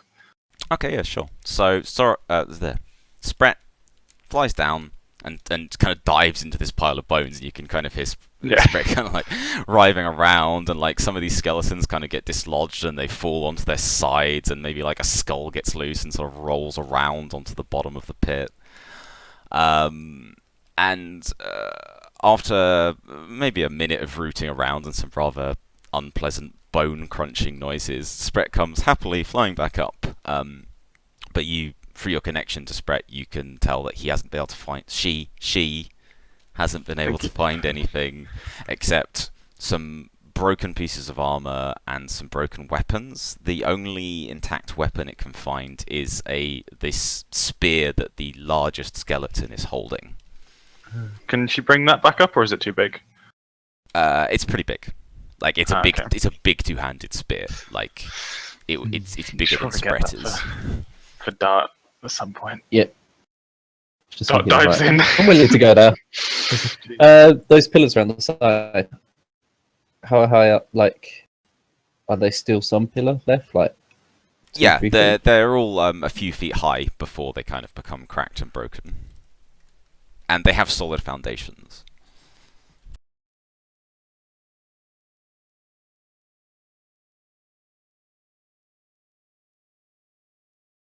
I suppose I'm gonna have to go down there and get it. Tie a rope around one of We the could just- pillars. Chuck some rope at the spear. Oh, where's the spear? Like Okay, yeah. So I've actually in the got pit? Is it in bones the here. middle? It's pretty much right in the middle. Hmm. Because if you imagine this kind of pyramid of skeletons reaching up, and then on the top of this, the tallest, largest skeleton is kind of in the middle of this pile, and he's kind of at the top with this spear in his hand, kind of propped up by the other dead Sorok underneath him. How far down was it as well? It's about a 10-foot deep pit. Obviously, it's not quite that drop because there's a load of bones. So the top of the bone pile where this Sorok warrior is maybe only a few feet below the surface. I'm happy to dangle Dart over by his ankles. I'm going to tie some rope around the pillar, and I'm going to tie the other end around my waist. Okay. Could Black Wolf try to take control of the skeleton? I mean, Black Wolf does have that ability. to raise the dead. Oh, don't fuck with my dead ancestors. That's fucked up. I know that's also why I didn't actually resurrect any of the other people. Also, I am going at this point.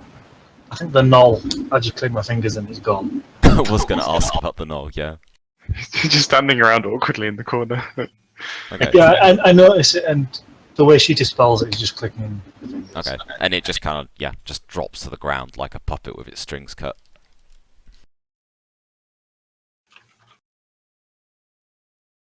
Okay, so Dart's tied this rope round his waist and to the pillar. What are you going to do?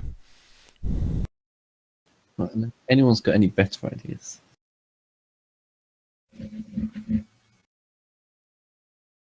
I ask that at least one other person stays by the rope, by the pillar, to pull me up if something goes terribly wrong. Sure. And then I'll climb down. Make my way to the spear. Okay. You sure you don't want to eagle dive into the pile of bones, Kenny? That sounds way more fun. I'll let you do that. Why do you use the grappling hook as opposed to rope? It's more sturdy. Because I've And you can put got yourself the back up as well. It's all but then someone can pull me up. It's also a case if something goes really, really bad, then I've got the grappling hook to then use. Like say the rope gets Okay, cut or yeah. something. That makes sense. Okay. You're sure you want to do this? Wolfie. I'm not. Well, I'm gonna do it anyway. Can you make a strength climbing test for me, please? No, I don't. It's easy, but just make it.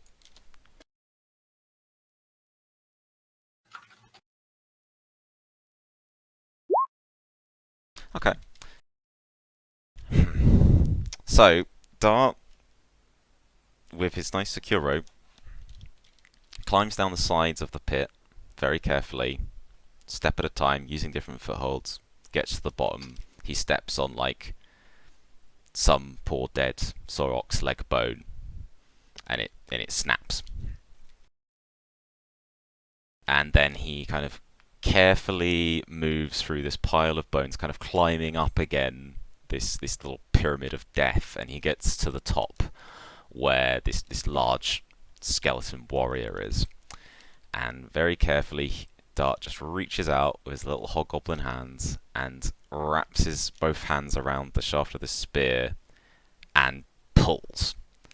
And it comes free from the dead Sorok's grip. And there's just this moment where everyone just kind of like freezes. And nothing happens. Dart has a spear. Good job. Yeah, I climb out. Okay, cool. So this is actually quite a nice spear. To someone like Dart who knows his way around spears. It's got a kind of like the wooden portion, like the shaft of the spear, seems to be made of like some very hard ancient wood that like is very, very tough. And the spear blade itself is made of what looks like obsidian, like a very, very hard black stone. And it has these lined, jagged edges that almost look like they were designed to be tearing through flesh. So I am just going to stick this in Discord.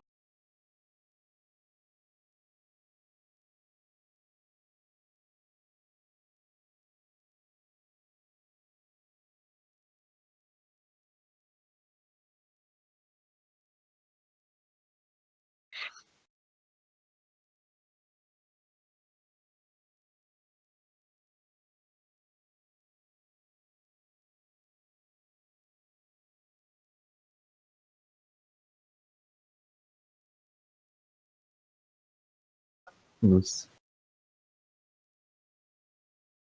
But yeah, you climb back out of the pit with your rope.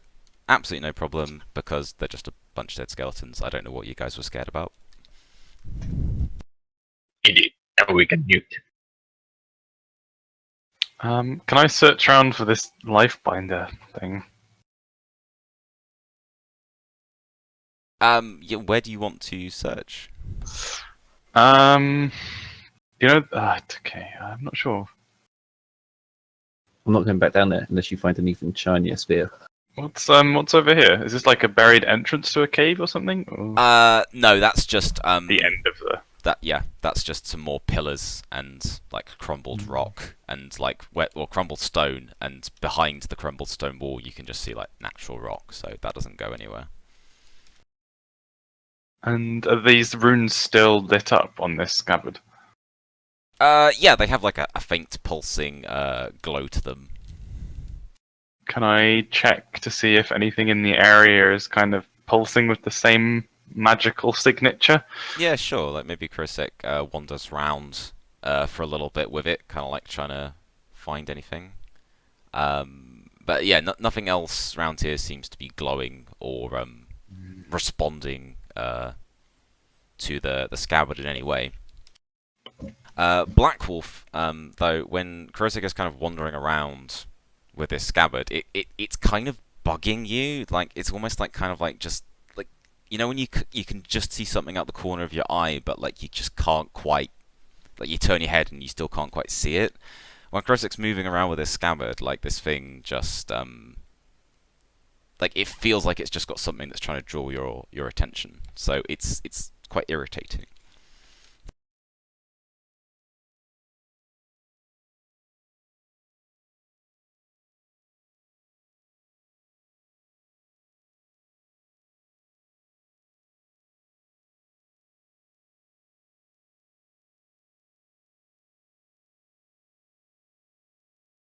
Is this me or Black Wolf? Oh, Black Wolf, okay. That's what he's irritated.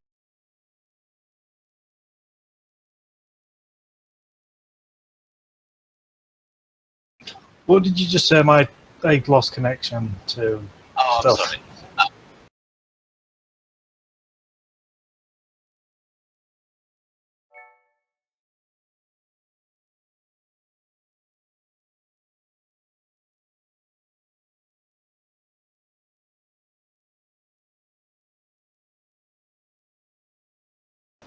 Can I do anything to like get it into focus? Do you know, because from what I'm saying, it's like not. I cannot focus on it properly, or is it something else? Am I It's like there's you kind of feel like you should be able to see something else around it, but it's not quite. Yeah, it's not quite coming together for you. Can I try and focus on that feeling and try and make it, you know, come forth? Or Yeah, Yeah, sure. sure. Okay, Okay, so so- you tried just like focus, and Black Wolf finds herself kind of like being almost drawn towards this scabbard, and she sort of moves towards Krosek and reaches out for it, and she's just staring very intently at this thing, and her eyes are actually kind of getting bloodshot because she's just now staring at this scabbard without blinking, but she just reaches her hand out towards Krosek to basically asking for the scabbard. Yeah. I'll hand it over, I guess.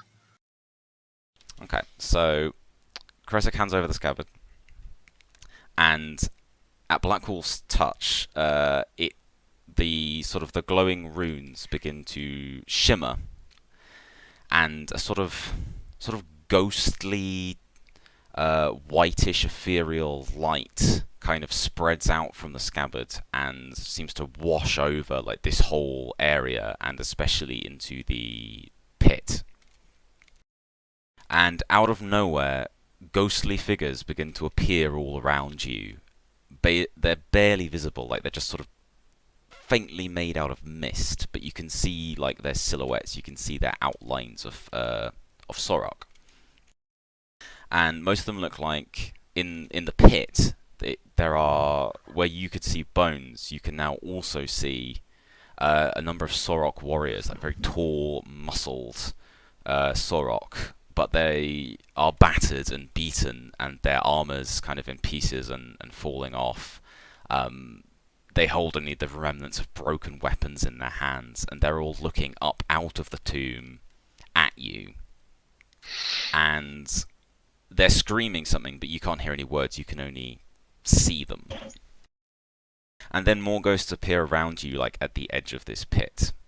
And there is now a small army of other ghosts who are also Sorok warriors, but you can see that these ones have that telltale clockwork machinery embedded in their flesh. So they have cog-like implants around their eyes and kind of embedded into their chests. One of them kind of pushes forward through the crowd of other ghosts, kind of like walking straight through like Theo and Dart, as if they weren't there. And this ghost is carrying a shorter Sorok woman who's wrapped in a cloak, and she's struggling and fighting against him. He throws her onto the ground at the edge of the pit, and from her he takes a dagger in a scabbard. The same scabbard that Black Wolf is holding now. And this leader kind of like throws back his head and laughs, takes the knife out of the scabbard, he takes it for himself and ties it to his belt. Then he just discards the scabbard, throwing it away into the pit. And then a moment later he kicks the woman and sends her falling in as well.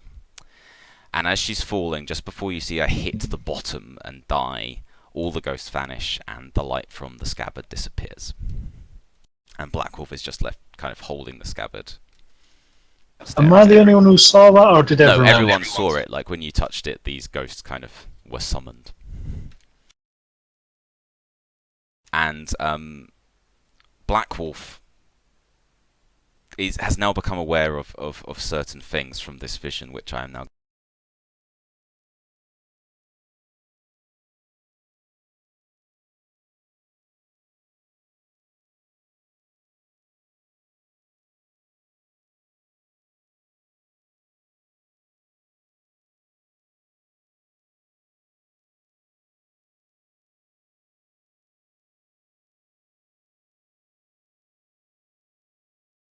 text. So while Tickle's reading that, so the rest of you guys basically just saw a load of ghosts show up and some weird stuff happened and then they vanished again. I'm getting nervous. This voodoo, not my thing. Yeah, I'm just like looking at Garrick like, this is horrendous. This is why I don't do magic. Yeah. I'll just keep an eye out. And my rifle is also out. Oh, actually, yeah, I'm gonna keep him in. No, I've done the thing where I've pressed all the buttons. Oh no, poor Texas. Twig has a grenade and a machine gun and a skull. No, I always use the machine gun for the turret Yeah, it's quite because good it one. means that he's damagey but not moving. I'll tell you what, guys. Since Tickle's got a tiny bit of reading to do, and I've just seen the time, now's probably a good time for a little break. So I'm gonna say maybe we just take 10 or 15 minutes now, and then we'll come back and see what you guys want to do next. Yeah. Okay. Okay. Okie doke. So yeah, I'll see you guys in 10 minutes.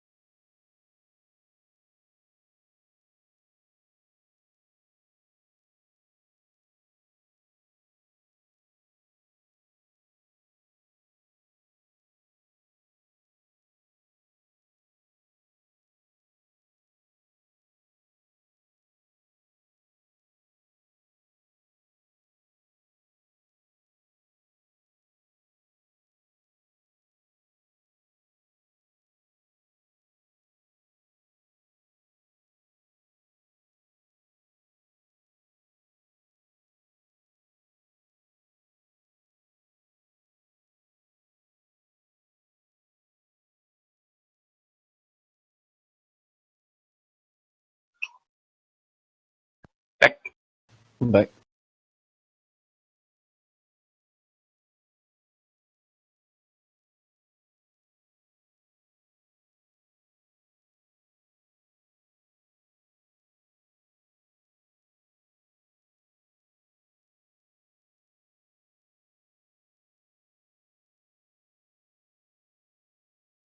I'm back. Welcome back.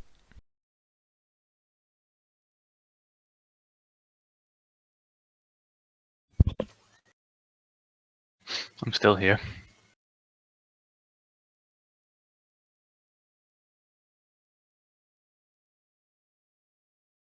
Tickle. Tickle barely leaves. He But normally says might- when he leaves. But maybe I'm wrong. No, I just like to be quiet.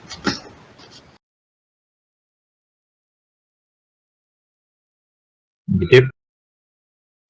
So, to resume things. So yes, you've had this rather strange ghostly encounter. Black Wolf is kind of left holding this scabbard in her hands. But nothing else really seems to happen after the spirits have vanished. You're just a bunch of guys kind of hanging out next to this big hole in the ground full of dead Sorok. Yeah, what would you like to do? Alright. Black Wolf says to Horosek that the people in I have met. She says I have memories from the woman, and that these people were not allies of the God King Sorok, and that they were killed for not wanting to follow him. And this scabbard is called Soulblade. No, Lifebinder. It's called Lifebinder, and the dagger that you saw was called Soulblade. And then I also mentioned that it can't really be called Lifebinder at the moment, because I think it's been marked with a scent of death, and it should be called Deathbinder now. And while I'm holding it, I can sense basically people who are close to death. So I say when I can sense that cyborg mercenary over there, just to explain what the power is. That I can, sense him because he's close to death. Yep. So yeah, I say basically these were good saurians, not bad. That's good to know, but it's a shame that they died. Yeah. I also say we should bury them with honor. If you know any, Not explosives. we will yeah, that's bury them not- with honor, not thingy. So and then I asked Korosek about rituals that I could perform. I don't think. Morphe. Yeah. With my musical lore, do I know any Saurian funeral dirges? Yeah, I think it's safe to say you might know one or two. You probably So- know this. You probably know a lot of songs from a lot of different cultures. So if we do need a funeral dirge, I can do that. I can even take my hat off. Dear God. Can I say some Saurian? I've been trying to imagine what the kind of the lore is for Saurians. I can't imagine they'd be very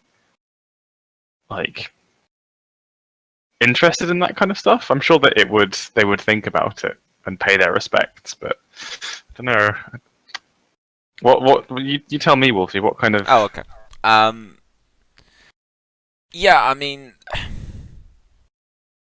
they're not really sitting around playing sad music kind of a people. I tend to think of Saurians as having a lot in common with real life Aztecs, so I think for them death is kind of more of a stage. So Yeah. there's sadness, and it's something to be like kind of marked as an important event, but it's more about like transition than it is about feeling shitty.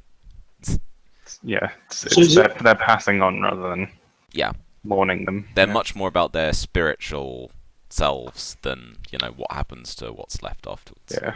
Well, seeing as Black Wolf saw lingering entities, I'm guessing that they didn't pass to their next. Do you know the next part of the Next, Sorek yeah. afterlife? Is there anything I can do to help them pass on?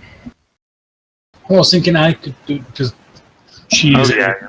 Do you know, Yeah, like, in. Oh well, she is a death. You know, in Black Wolf's culture, she helps. She does the rituals for the transformation of the dead. Twig plays some music, some relevant music. So yeah, On the basically, Dwarven Lyre, which is sort of weird. Maybe it doesn't really fit. Like, it sounds good, but sort of wrong. Okay, I can't. maybe you kind of like just have to improvise. What sort of instruments do the Saurians use?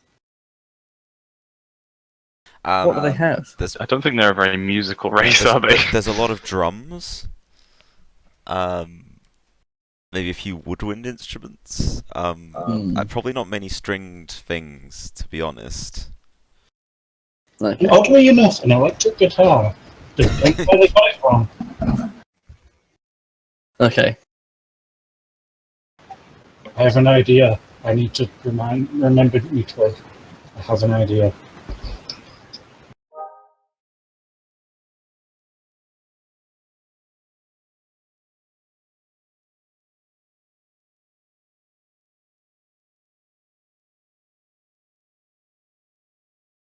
What's your idea? Here's a day I want to try and get to create an electric guitar. Oh, imagine. Oh, I see. Right, you mean like a long-term plan? Yeah, just a dumb thing that we could do on a break of trying to make them work. For either Twig or to help accompany Twig. An electric guitar. Maybe not an electric, a magic guitar. Sorry, I sort of missed half of that because I had to talk. What were you saying?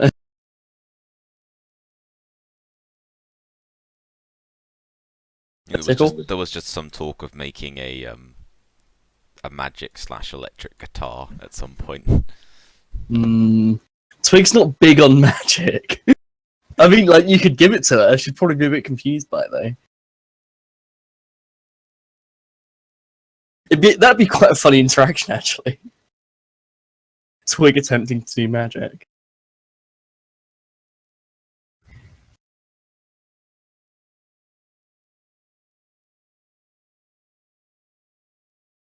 So, have we helped the Saurian soul pass on now, then?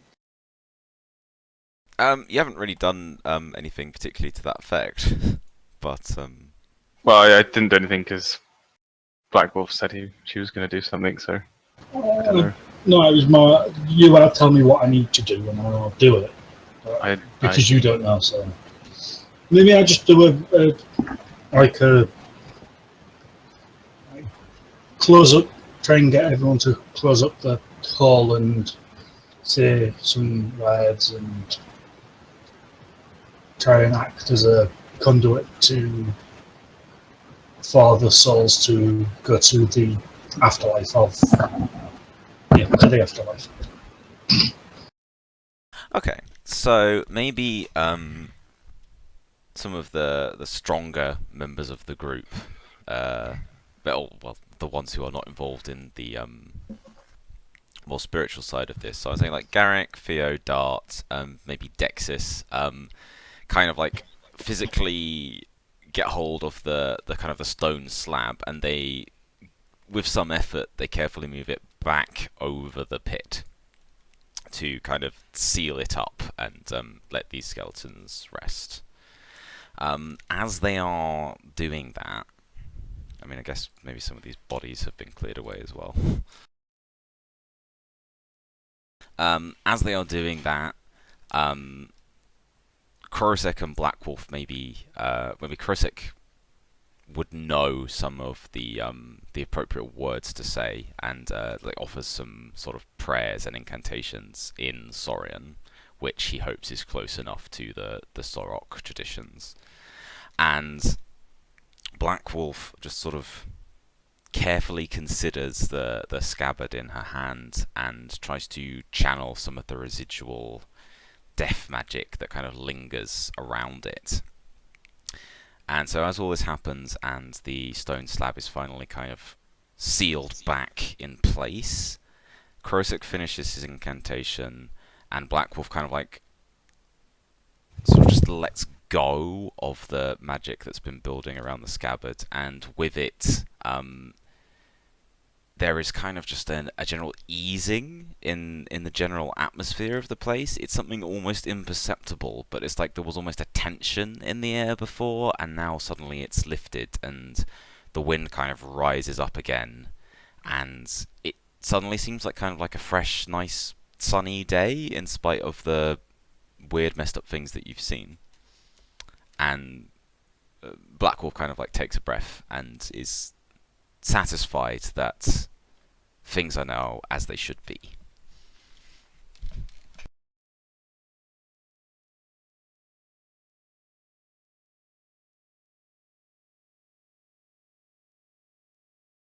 So Twig like stops playing and just sort of turns to the others and is like, "Well, that was sort of emotionally and physically scarring. Can we go now?" I say, what about the slowbag mercenary that's over there? She's still loading her gun. No, I meant the cyborg. Oh, yeah. Oh, yeah. Oh yeah, side. Can I go and wake? Okay, Wolfie, can I go and wake him up? And You can. say- Eagle Eye has not been buggering about with her gun, actually. She's been keeping an eye on him, on this unconscious mercenary. So, yeah, when Krosek goes over to check on him, Eagle Eye says, he started coming round a couple of minutes ago. He seems pretty out of it, though. She kind of Can gives I- him, like, an experimental prod with her boot, and this, like, half-mechanical man just kind of, like, groans.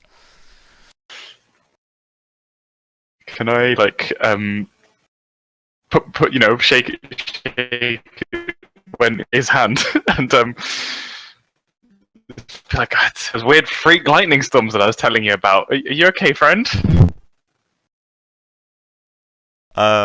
He kind of like almost instinctively flinches away from your outstretched hand, but then he sort of like sits up himself, not taking your hand, and goes, What happened? Lightning? Out here? With Terrible clear freak lightning skies? storm. Yeah, just all of a sudden. Ah, that's so strange. I take it nothing else weird happened. And then he sort of looks around and sees that his employers are dead. His friend is dead a few feet away from him. And there's all kind of like bloody bodies and stuff still hanging around. And he goes, "How long was I out for?" Twig flies like up to him and is like, "You know what? You're probably better off just not knowing." When he looks up at them, can I like do a double take as well? I'm like, oh my god! Just completely play along.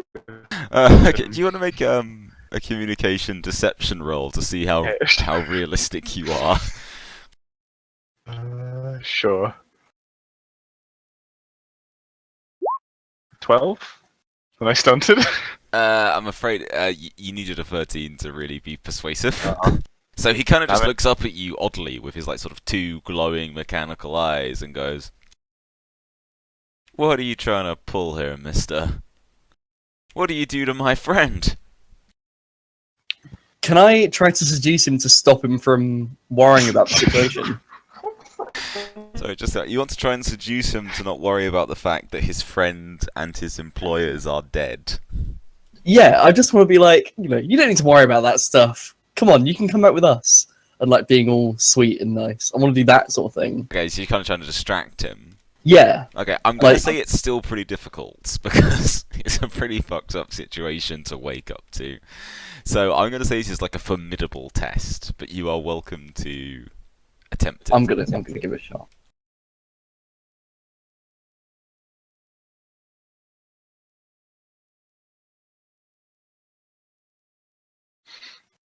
Holy crap! Tormenting this poor guy. See, Tolly, you roll good when it matters. Finally something useful. Yeah, when it comes to sex appeal, suddenly you can roll well.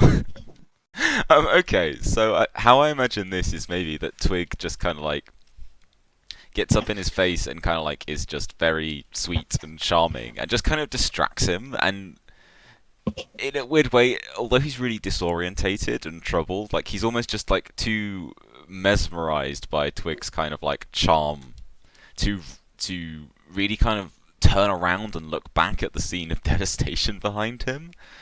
And so she kind of encourages him to sort of take a few kind of steps away from the scene with her, and they just kind of start talking. And yeah, so he's focused on Twig and Complimenting on him on his various mechanical parts. Like, you got some good legs. I like those legs. oh well, thank you. They're actually custom made.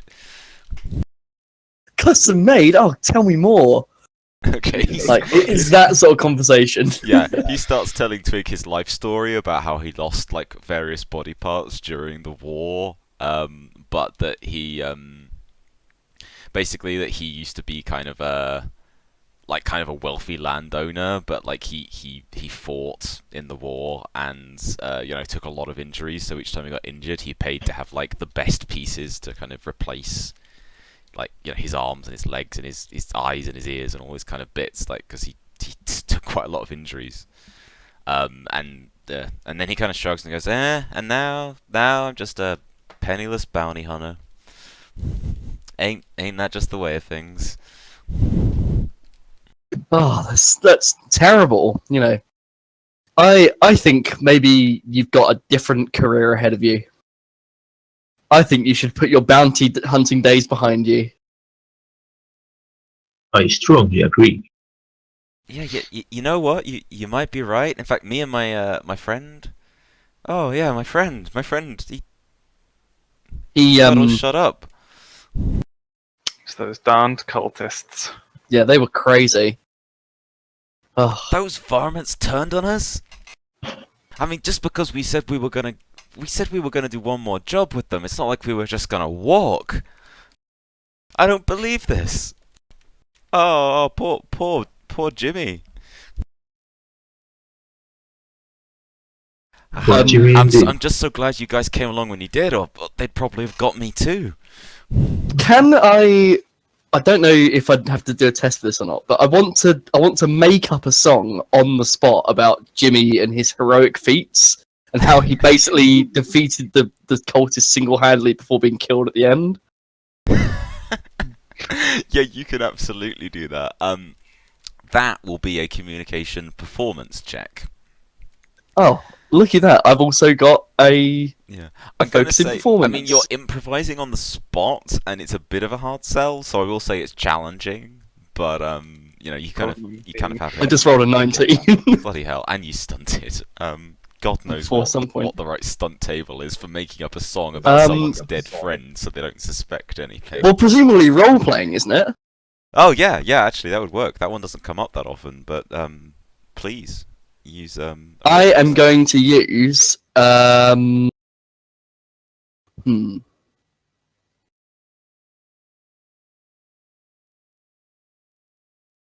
going to use stunned silence Okay. on him. Well, I'm stunned at least.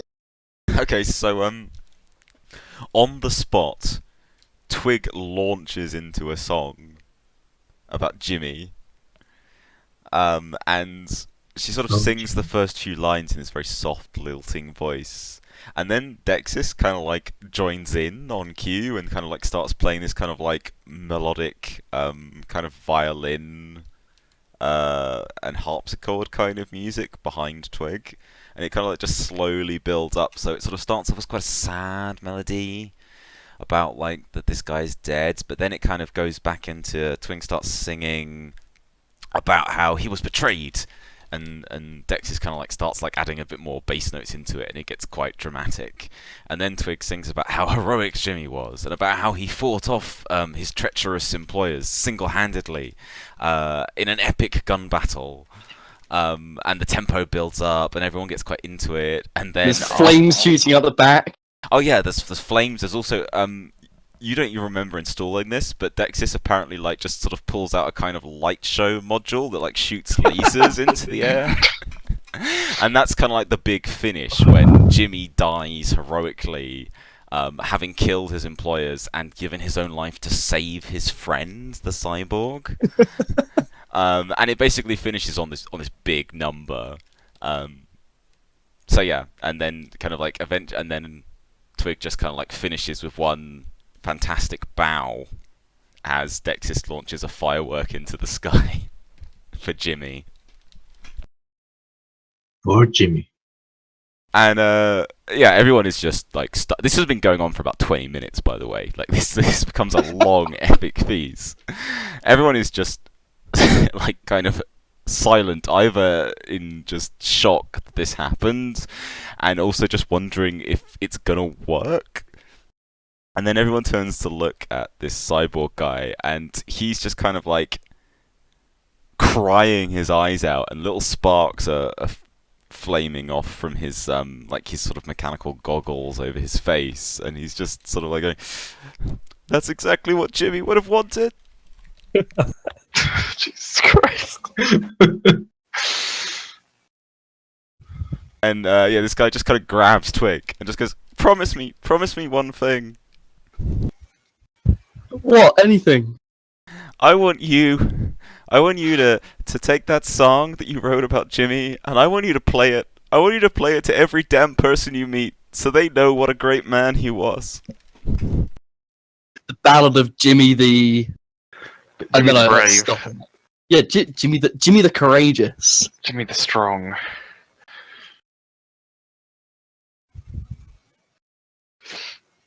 Oh, Jimmy feel was like- the hero we are. Every time you play the song, he has a different like yeah. title. It just gets more ridiculous every time. Jimmy the Effervescent. By the time it gets back to Prosperity Junction, it was like 30 blood cultists, a giant Sorok god, just like ridiculously embellished. Robot Laser Dragon. What really happened was Garrick shot him in the head. Oh dear. Should we start heading back? Oh, does anyone want that knife that's on the floor? Like maybe it could be sold? I don't know. I'll take the bone one, yeah. Did the cultists have any catch on them? Well, if you're gonna go searching cultists, yeah, they had a few coins between them. Not very much. It probably comes to about like 16 silver dollars. Like once you've looted all of their bodies. So they weren't going to pay these mercenaries very well then. Poor guys. Presumably not.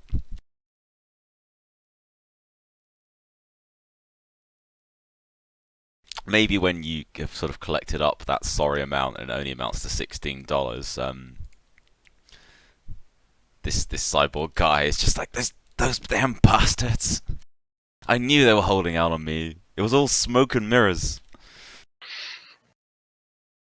Man, me and good old Jimmy should have just left when we had the chance. I grab the cyborg. Does the cyborg have a name? Have we found this out by now? Yeah. You ask his name and he says, Claude. My name's Claude. Right. So I grab cyborg. I grab Claude by the his collar, and I'm like, "You need to stop being a mercenary and get a good, honest trade. Go back to Prosperity Junction, and there's always work in the Brave Star Saloon. Tell them Twig sent you, and you'll have a job there." He just kind of like nods with like a trembling lip and goes, I'll do that. Thank you. Thank you. You've changed my life. Can you give him the 16 silver? Because we kind of don't need it. Not much. Split like 5 ways. 6 ways? 5? Should we? Yeah, we should give it to Jimmy. Not Jimmy. Jimmy's dead. Not Dead, Jimmy. mate. Sorry. Claude. Was Claude Jimmy's friend? Cyber Club. Well, we could ask him to join the caravan. Or I feel like we're just recruiting everyone. yes, of course. The caravan can always use extra muscle and protection, That's a good idea. Yeah. We should send him to join the caravan. so we can have him around. Is that something you want to do then? Just to persuade him to join you? Yeah, I'd sort of say, or you could join us for now and then go back to like Prosperity Junction later. Yeah, He's pretty battered and bruised, so it'd be good for him to have some traveling companions He till he's rested up. yeah, he we can kind of patch you up. weighs it up, and he's like, "Oh well, that does sound better than making my way back all the way to Prosperity Junction by my lonesome. So sure, yeah, I'll help you out, but nothing violent. That life's behind me now." Can I wink at him and say, just keep an eye out for those freak weather patterns? You know, they're dangerous. You're dead right.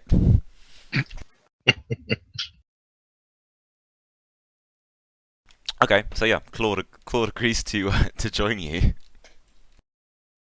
Awesome. Eagle Eye looks at him a little bit like warily, but you know, like otherwise he's welcome to the group.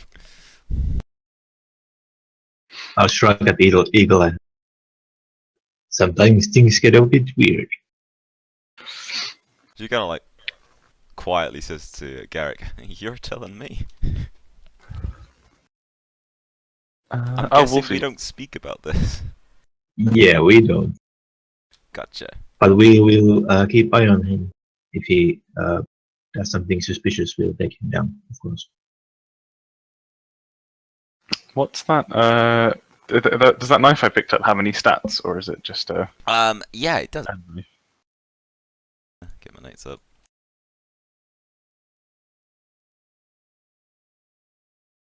I haven't fully written it out, but basically it's like a normal knife, but it has better damage. It does 2d6 plus 2 damage, whereas daggers normally do 1d6 plus 2. 2d6 plus 2. Okay. Yeah, because it's got like serrated edges. That's pretty good. Oh yeah, by the way, what was the dagger called with that hilt we found? Soul Binder or something? The hilt was called Lifebinder. Yeah, But- the dagger but- was called Soul Blade. Soul Blade, yeah. And some Saurian God King took it, didn't it? Yeah, what you saw, like, kind of when all the ghosts were around, was that, yeah, some other Sorok, not buried here, kind of removed the soul blade from its scabbard and went off with it. Hmm. So we'll have to I find think that. we might go.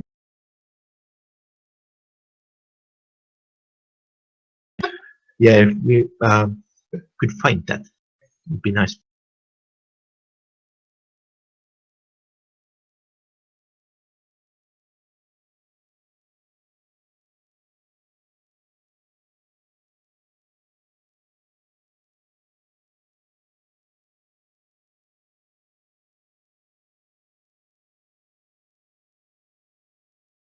Should we head back to the caravans then? Yeah. Or try and catch up with them at least. Is there anything else to search in this area, Wolfie, or have we kind of found everything? That's not for me to say. No, I just meant, like, is there anything else that if we looked around we'd notice? There's nothing of well, particular notice. There is, of course, the matter of what Jimmy was armed with, which was what did he have? He had a couple of Heartland 6-shot rifles, which aren't really better than any guns you have, but you may wish them. And also, obviously, he was carrying a certain amount of ammunition on him, so he had about 40 bullets on him.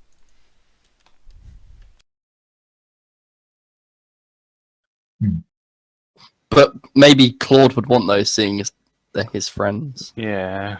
Should Well, Sure, maybe we that's should what offer Jamie them would to have Claude wanted. first and say, "Do you want these, or should we like take them for the good of the caravan?" He declines them. He says, "No, I'm never gonna hurt another soul again." Oh. In fact, and he takes his own gun, and hands it over to you guys and says, What was "Take-" his gun? He carries a Stormforged Dragoon, which is kind of like a short range but very powerful pistol, kind of like a Magnum. He just says, "Take it. I don't want to fire a gun again in my life." And at this point, he's kind of crying again, and his electronics are sparking again, and he's kind of in a bad way. Old Claude. Does he cry oil? Yes, he does. Nice. Just like wipe away the oily tears. Give him a pat on the back. His tears are literally lube. Wow. Oh my god, you guys. This guy's been through a lot. Okay, I'm gonna pat him on the back. And Oh, you're apparently still stood over at the oh, okay. Hold on. the circle. I thought he came over here. You got some long arms. I'm gonna give him a good pat on the back and tell him everything's gonna be okay. He really appreciates that, and he feels better for you saying that. Yeah. I'll have a look at the pistol. Okay, it's actually in the rule book, but I'll just copy and paste its stuff into the Discord channel for you to save trawling through paperwork. Stormforged Dragoon. Oh yeah, it's kind of like it does good damage at short range, but it like actually requires a minimum. It's got some strength requirements to use because it's got a really strong kitback.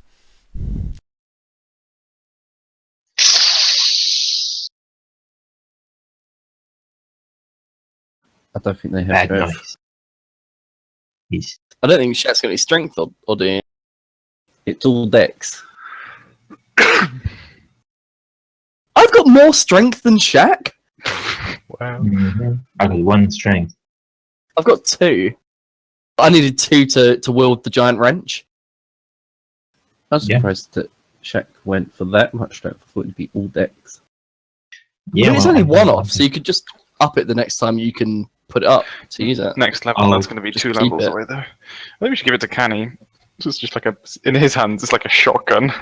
Yeah, I got 0 strength. So. I'll get Yeah, more good. benefit if I hit them with it. I have no accuracy. Just club them to death. With this like really nice gun. So we've got people that can use it but not aim it, and we've got Shaq who can aim it but can't use it. He like shoots and he gets blasted with his feet. Just it's, I'll tell you what. it's like the scene in the Men in Black where he fires the tiny the little cricket, the noisy cricket. gun. Yeah.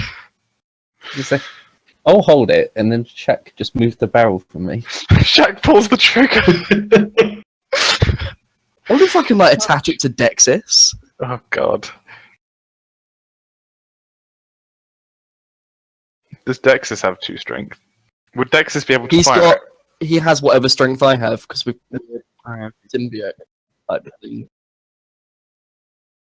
You He's could, got 2 slots. you could give it to like- him like a horn, and then you could just attach a piece of string to it to pull the trigger when you need to. I'm sure that's really like combat viable. I don't think there's any use me having it really because I've already got long range stuff. How much is it worth? You could just sell 50 it. To silver. 50 silver. I mean, Is if you that tell how them the much we'll tale, actually get? if you tell them think- the tale of Jimmy, you might be able to get more for it. Well, I've got haggling bonuses, so I could probably get a little bit more for it. Yeah. We're probably not going to sell it anytime soon, though. But Well, yeah. Why don't we We'll just just keep it for keep it now? out. Yeah. And then if Shaq does decide he wants it at some point, then we can just give it to him. Yeah. I'll keep it for Well- now. I'll put it in mine. Seeing as like he was probably offering it towards either me or Krosek, like sobbing. I have Unless no idea anyone what else wants mine it. is, so I'm just like, what is this? I hand it to Twig. Right, I'll add to my inventory then.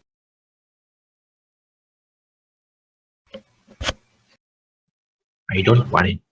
Kurosek probably like points it towards his face and looks down the barrel, and he's like, "What is this thing? I don't. How do you use this?" Actually, it's better than the gun I'm using. I might just keep it, unless anyone else wants it. Well, if you're the only one that can use it for now. I'll keep it for now, and like if I decide I don't want it, we can just sell it. It's all fine. If Twig herself was going to use it, you'd probably have to trim it down some. Yeah. Like maybe cut out a lot of the excess metal so she could actually hold the damn thing. But Yeah, surely it's about the same size as her. But the sounds of this thing, she rides it into battle. You could stick it on Dexus as like a little turrety thing. Oh yeah. It's my time modifying it, or maybe like using some of the parts to attach to the attach the parts to the Peacemaker I've already got or something. Yeah. No. You Okay, that's Is it a fine. short range? Is it a short range gun or a long range gun? I can't Short remember. range. Oh, I was going to say we could have stuck it on the speed machine thing. Oh, on the Yeah. But yeah, I think it is still a handgun. the Storm Chaser. Oh, you could modify Dex so that when he opens his mouth, the pistol barrel comes out and Oh shoots. my god, like a hidden weapon. That's genius. We've got all these options. I'll have to think about it. I'll have a think. I vote for the Dexus hidden mouth gun. Because I suppose I wouldn't have to put him into turret mode to use it, unlike the Pyrophone. He opens his mouth and there's a little firefly smoking a cigar and just fucking pulls the trigger. Graves! Firefly's Graves! He's got a little top hat. Oh Pink shit. tan yeah. bleed. Just fucking blows them away. Genius.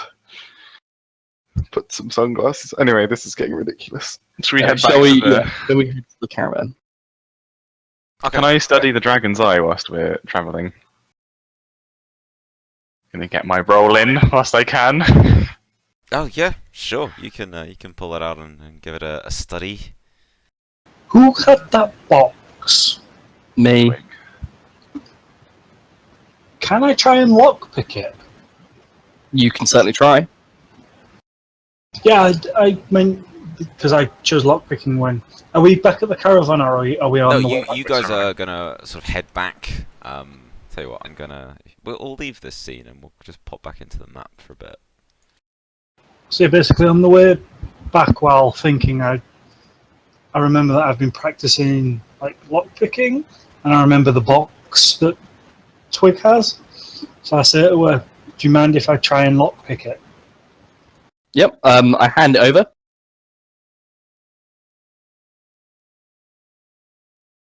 Okay. I was say, so this sort of strange wooden box. It's stone. Oh, sorry, stone. That's Twig's been carrying around. Unless Tolly corrects me, I don't believe it has any obvious lock on it, but possibly with some. It's kind of got like a groove around the top, as though it does open. Like you can see where the two parts are separated, but you can't wrench it apart. Okay, so it's probably something that's quite difficult to lockpick, if it is indeed lockpickable. So I'm gonna say, I think similar to when Dart had a go at this, it's probably quite difficult. I'm gonna say it's a formidable challenge to open a strange mystical box that doesn't have an obvious lock, but you are welcome to try. Which one was formidable? That's that you need 17.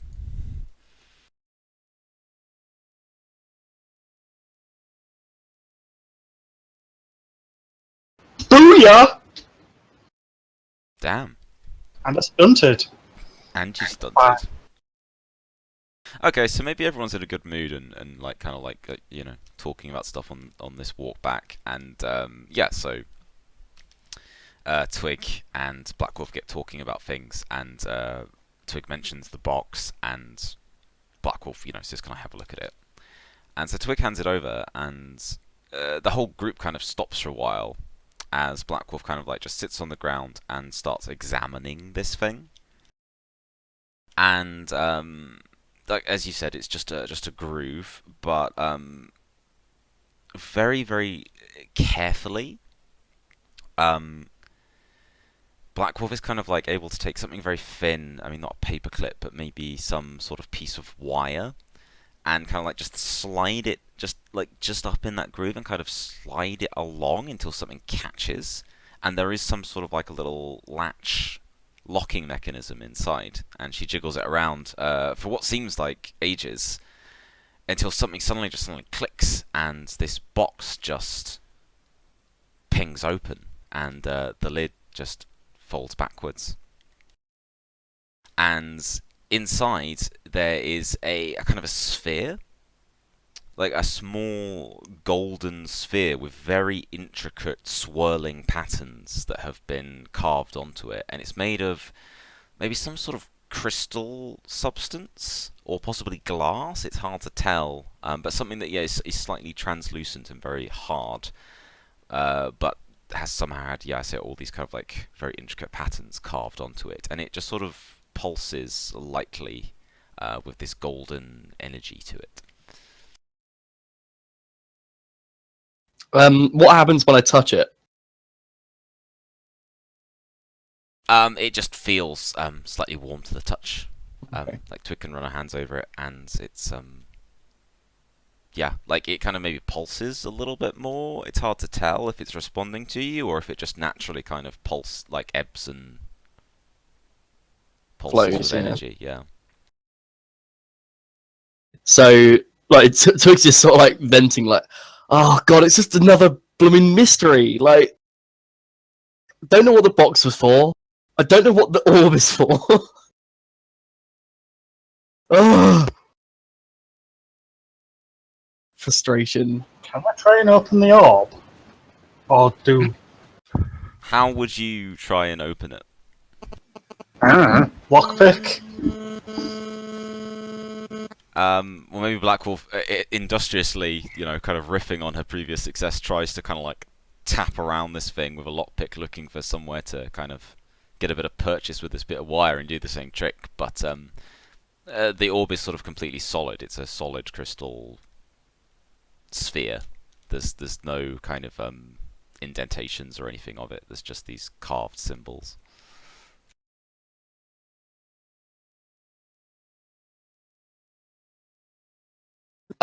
So maybe like holding the orb, and this will be, I suppose, big enough to fit into Twig's hands. It's probably small for like actual big people.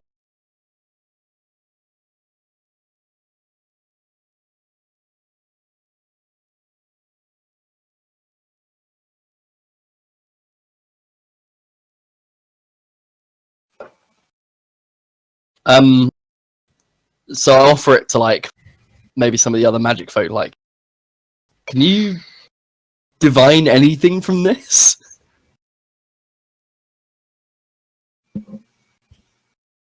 Was that to me? I cut out a little bit then. Like you or Krosek or Theo. I can try and sense if there's death magic, but that's all I'm good at. Yeah, I got magic awareness. Theo's probably the best person to give it to then. Yeah, I'm Yeah. probably fucking around with this dragon's eye anyway. You must haven't even noticed we've opened the box. You're just like looking at the dragon's eye. Considering eating it.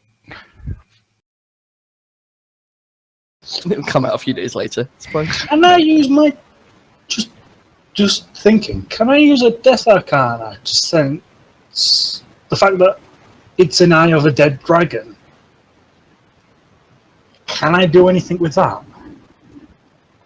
Just while Black Wolf's a little bit happy with herself that she's opened the lock and she knows about the eye, she's like, she then comes to think, I'm a death mage. That's part of a dead being.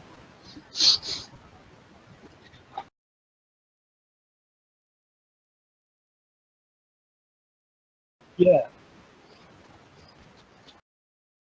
Is this going on whilst? Is this after they did the box, or because I was planning to do something whilst they were doing that?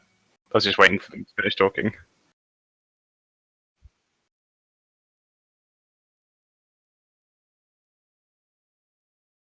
I was going to eat it.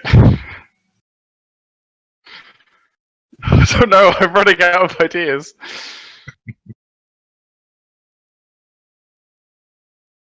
I'm going to eat it. Yeah. Well, like I guess Soren shamans believe like your spirit lies in your entire body, right? And so all my magic comes from my body.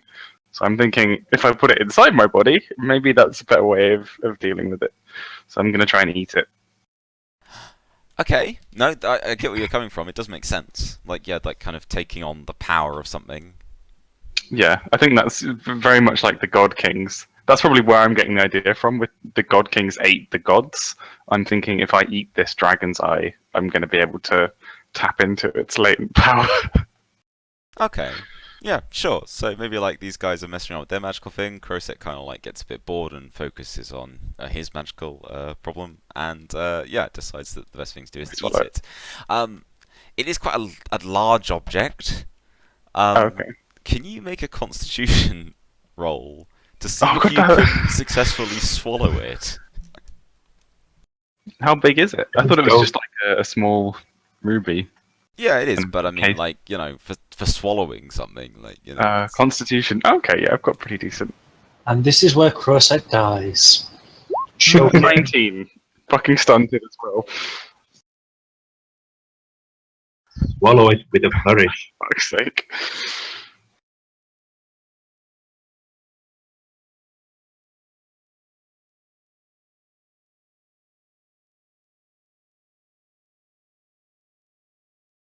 I'm very satisfied.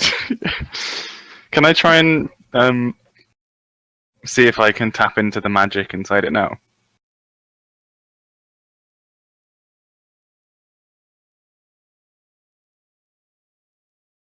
Inwards. Yeah.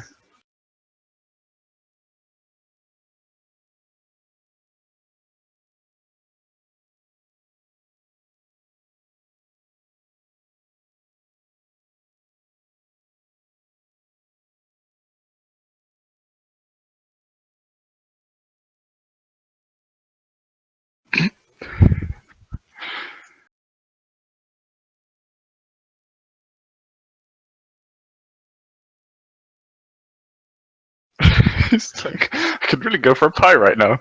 Oh, god damn it. So, can I not do like a magic roll again or anything? Does I my mean, stomach you acid can, but- dissolve it? I don't know. Come on, Wolfie, work with me. Fuck. You ate it. Essentially, you weren't able to form a connection with this thing before by using your magical, spirity connection powers, and the fact that it's in your stomach isn't really changing that situation. Can I try and regurgitate it then? Seeing as I got such a good constitution roll. Yeah, sure. Do I have to make another roll? You do have to make another roll, and this one will be significantly more difficult. This sake. will be. Is it the same? No, I think we'll call this. I think it's quite difficult to force yourself to throw something Damn up, it. so I'm gonna say. 12. Oh, okay. Can I not have a bonus from my previous? Yeah, you can have a +2 bonus. It's not enough. Okay. Damn it. Okay, fine. So, what everyone else notices, like, because they've obviously been focused on Twig and Blackwood in the box, they suddenly just hear this retching noise, and they see Crowset kind of just bent over, kneeling on the ground, just kind of like doing this kind of retching thing like cats do when they have a hairball. And he just makes these really disgusting noises, and chokes a lot, but nothing comes out. And Claude kind of comes over to Twig and just goes, "Your friend's kind of weird." Twig just sort of nods and's like, "Yeah, this is basically just a normal day for us." Fuck. By the way, do you know for my stun points, can I Oh, do yes, that? yes. That makes me wonder. Yeah, you can absolutely do that. So I can take another perception test. Yeah, sure. What do you want to make a perception test about? The orb. Oh, the orb. Do you know, but basically when I open it, I use But I have to use another focus, but I don't really have anything. I'll just make just a normal perception check. Yeah, that's fine.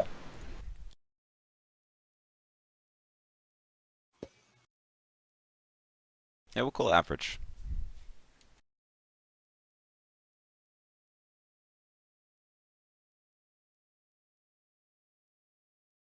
Thank you for pointing that out, because I'd missed the fact that you'd stunted on that one as well. People have been stunting a lot this evening. Can't stunt when it matters. Not when you're vomiting. So I got a 13. Okay, that'll do it. Okay, so what Black Wolf does notice, despite being unable to find any opening in this sphere, is the way it reflects the light. You guys are kind of still under the mountain of Cloud Mesa in the sky, but the sun is sort of starting to set, and so the sun is kind of coming at an angle.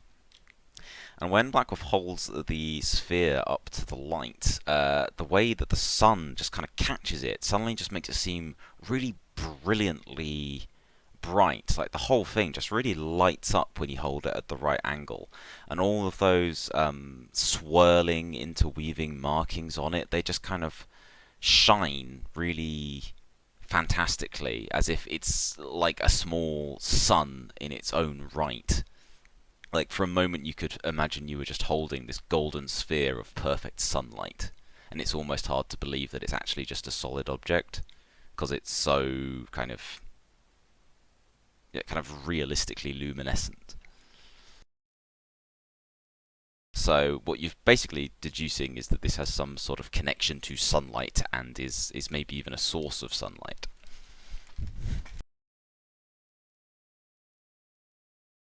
Ooh. Mm. Meanwhile, Can I ask- Prosec retches a couple more times. Can I ask Twig if I can eat it? You can Twig defensively, like, No. shakes her head and it's like, you've got big roots, but you're really dumb. I'll pat Krozek on the shoulder and say, "You better poop in a pot for the next few days." Oh damn! I don't think I'm going to poop this thing out. To be honest, if it's as big as Wolfie said. Oh god. It's like a bit bigger than a golf ball. Oh okay, It's you made not- it it's sound not- massive. No, it wasn't like massive. It was more just that things are potentially choking hazards. Right. That's why I okay. was making you test for that. To be Okay. fair, I don't think it's easy to swallow a golf ball. Yeah, that's think- kind of what I was going with. Okay, fair enough. Try it sometime. Let us know how it goes. Yeah, I'll experiment.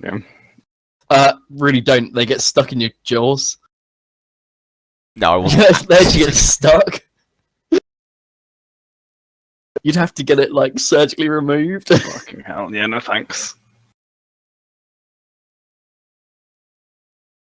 Although, maybe you could try it, but just fair warning. That might be taking. I mean, I appreciate the commitment to the character, but Really kind of, getting into it. Okay, is Krosek going to spend a very restless night and as we travel back to the caravan? he certainly does feel. There are some rumblings in his stomach that are not entirely pleasant. But How- yeah. No, carry on. I want to. Is this Dragon's Eye literally? Does it have any use whatsoever? I have a very specific use for it. Okay, am I anywhere close? No. Oh, for fuck's sake! I think that use is just a fit for you. Seems like it. Yeah. Oh god damn. Did Theo try to use his magic divination Nah. No, I Not really. don't believe he did. on the orb? Or whatever, I can't think what the actual word is. The magic scrying thing. It might be useful for him to try. He's kind of good at it. He is the arcane detective. Shall I try? Oh, what a great title. Arcane Detective.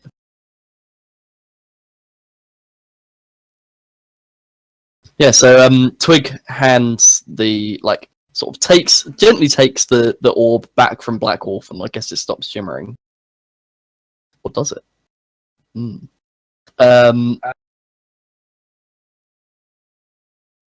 Okay.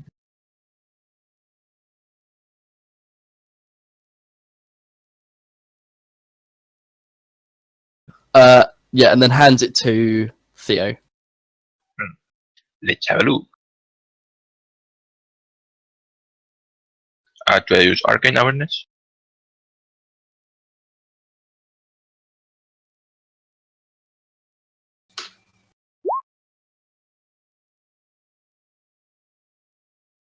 Yeah.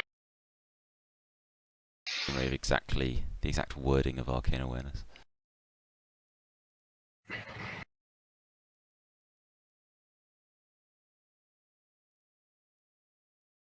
Okay, so Arcane Awareness, you can sense magic, or you can make a perception test to detect details, such as Arcana, spell type, point of origin, stuff like that. So if you then want to make a perception test for me, please, Yeah, we'll call it.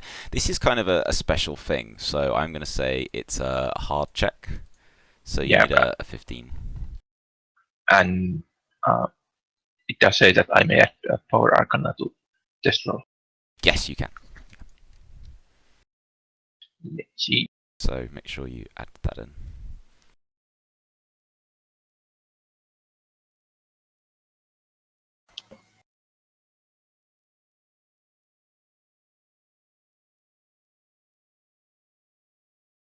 Nice. Damn. You stunted as well. Can everyone Yep. stop stunting? It's ruining everything. This whole episode just seems to be called like every mystery ever gets solved.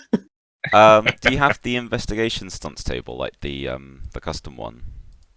to hand? I don't think I have. Hang on, let me just get it up for you. Da-da. What have I done with it?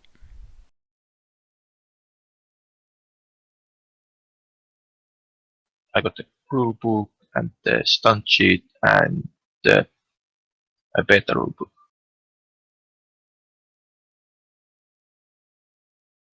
I just linked a snip of it.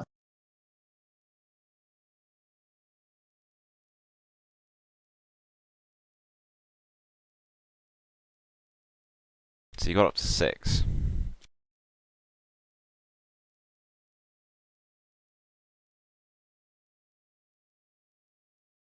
Well, let's use Elementary.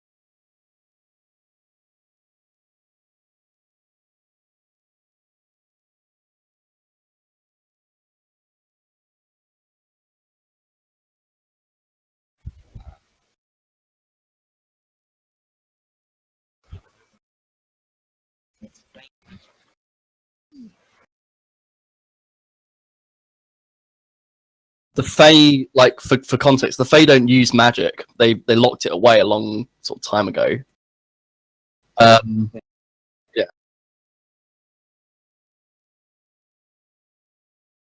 Very kind as a whole. Yeah.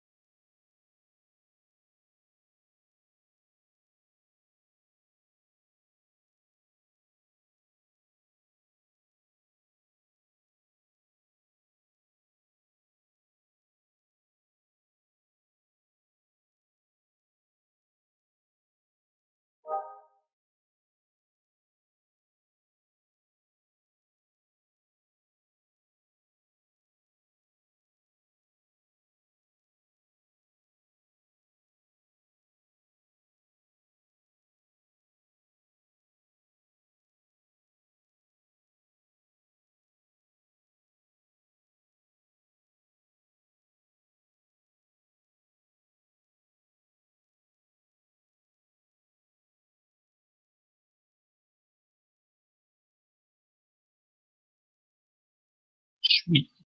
That sounds incredible.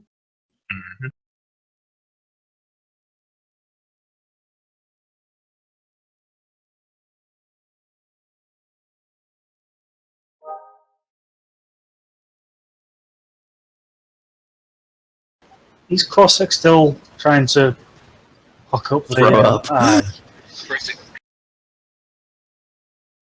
Ow.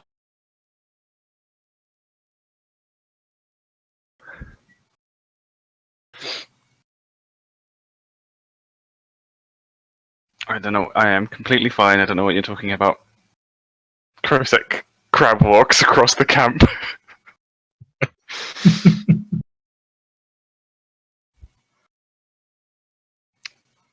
Mm.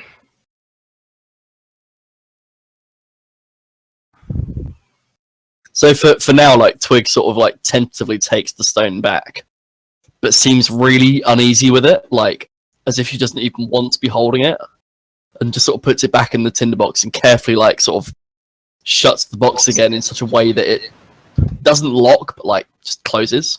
Shouldn't we have a look inside the tinderbox just to see if there's any markings inside it? That may tell you something more. Maybe. Well, it's got an inscription on the front, on the top, that reads, "Light of the evening, dark of the morning. Touch the land, the sea, the sky. Power lost is power held." So, you know, maybe in effect we actually thought it was supposed to be for the box, and actually isn't. I mean, who knows? Who knows? Whose knows? The nose knows. Krosek pokes Twig's nose and see if the box opens again. Yeah, that doesn't really do anything. That's not how boxes open. Oh, God damn it. Confounded by these weird Fey rituals. Theoretically, how grand magic could that orb be used? Sorry, theoretically. How grand magic could the thing be Enormous. used? To Theo's understanding, I mean, far larger than anything he's really ever come across. So it's quite hard to quantify. But if you think of the sort of spells that Theo and Krosek and Black Wolf kind of throw around on your average day, if you think of them as being like guns, then this sphere is kind of almost like a nuke in terms of relative power. Oh my. Does Krosek overhear any of this? Yeah, I'm sure you've recovered by now. Can I? Is it similar to the dragon's eye? I'm really pulling at straws now. What are you? Who are you asking? How are you detecting? I would like to ask Twig if I can very gently look at the. I don't want to do anything with her little egg sphere orb thingy. I just want to look at it and see if the magic is similar to what I sensed from the dragon's eye. You're gonna eat it! No, I'm not gonna. I promise you, I'm not gonna eat it. Or am I? Just to clarify, the sphere is bigger than the ruby that you ate. Hey, I rolled 19 on that fucking sphere. This ain't gonna stop me. No, I promise I won't eat it. I'm not gonna... Twig hesitantly gives the orb to Krosek. I don't have. All I want to do is compare like the magical signatures of the two things, because I guess I can sense it, seeing as the ruby is inside my stomach right now. Yeah, so maybe Krosek takes the sphere into his hand as Twig carefully places it there, and Gives it a lick. yeah, No, I'm okay. joking. As Krosek licks it, he almost immediately feels like a terrible stomach ache. Okay. Like he just kind of bends over, like clutching at his stomach, as if he's just been kicked in the gut. Is that because of the dragon's eye, or is that because of the crystal?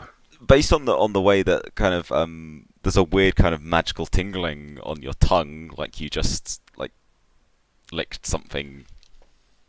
I shouldn't have done. Sherbety, I guess. Like Okay. you think you assume it's the magical. It's something to do with the magical aura of the sphere. Okay. Is it very similar to the dragon's eye then? Did the dragon's eye taste like sherbet? They both feel, yes, it did, and they both feel that they have that kind of wild, untamed, kind of very raw magic, like magic that has, when you cast a spell, it's almost like you're processing the ether into like something. an equation. Yeah. Whereas this is more like just lots of pieces, Okay. but very powerful pieces. Like if you could only assemble them in the right way, they would become something cool. Really starting to regret eating this thing now. Did I not have? Okay, so when I got kicked in the stomach, that was from this orb. Did I not feel that when I ate this dragon egg thing? No. Okay. Maybe it's the fact that I licked two different ones and they don't like each other. Yeah, I'd imagine that, like, you know, dragon magic and fey magic is fairly. Oh shit! Yeah, I guess Fairly it's dragon different. magic. Fairly different. Yeah, nice. Is it very lizardy? This wild magic that's in my stomach. That's a technical term, Wolfie. Okay. What do you mean? I don't know what you mean by lizardy. Does it seem like if that orb is very like it feels like fey magic? Did it taste like lizards? Did it taste like dragon magic? Yeah. Dragon sherbet. Really pushing your GM skills here. You are really unsure what to make of that dragon's eye, but maybe you are feeling, you know, maybe you would like to think that as you like pat your very sore stomach and go, maybe it's some sort of lizardy magic and it will be okay. Oh, god damn it. If you get it out of yourself, I suggest you give it to Theo for inspection. After you wash it. Yeah.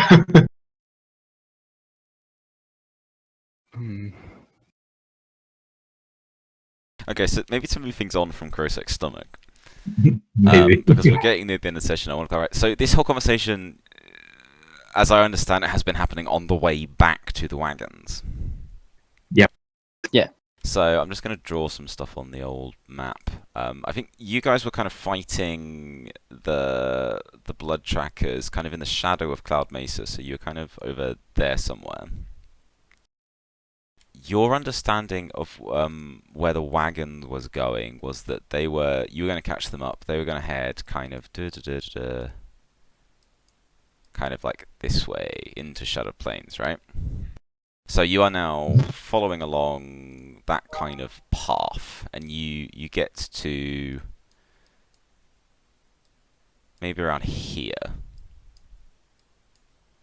when you stop to have this kind of like little conversation about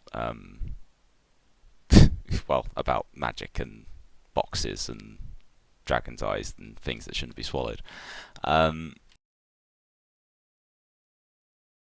So, as I said, the sun is kind of setting and things are getting kind of late. You haven't quite caught up with the wagons yet, so maybe you guys are starting to talk about, oh, you know, should we make camp or should we carry on through the night? But you're following the tracks of the wagons, so you know roughly like where they're going, until things start to get a bit muddled, and you realise that there's maybe more wagon tracks than there should be, and you realise, oh, like, have you got it mixed up maybe with those other wagon tracks that you found? Because remember that this whole thing started when you found some other wagon tracks, and you're like, oh wait, they're kind of crisscrossing with the fresher tracks of our people, and you kind of, you know, try to make sense of it, and you can see that really actually there's two sets of tracks. One of them is a set of tracks that heads kind of to the southeast, and one heads straight west. And so the one heading to the southeast is kind of heading sort of more into the Shadowed Plains, kind of down the way that Green Arrow is going. And there's also these slightly older tracks that look like they're heading into this kind of large valley, like a really wide valley, like a giant sort of canyon that's hundreds of miles wide, and littered throughout this canyon are these large rocky pillars that are sometimes, you know, like to put it in World of Warcraft terms, you know, like 1,000 needles, like lots and lots of giant rocky columns that just fill this canyon area and make it quite hard to see through. So is it anything like the ones that they sort of have in America? Those like weird, like wind sort of eroded type pillars? They are. Hang on.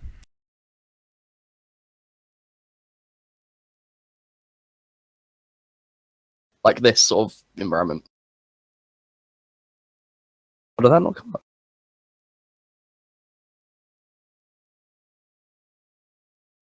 Thing.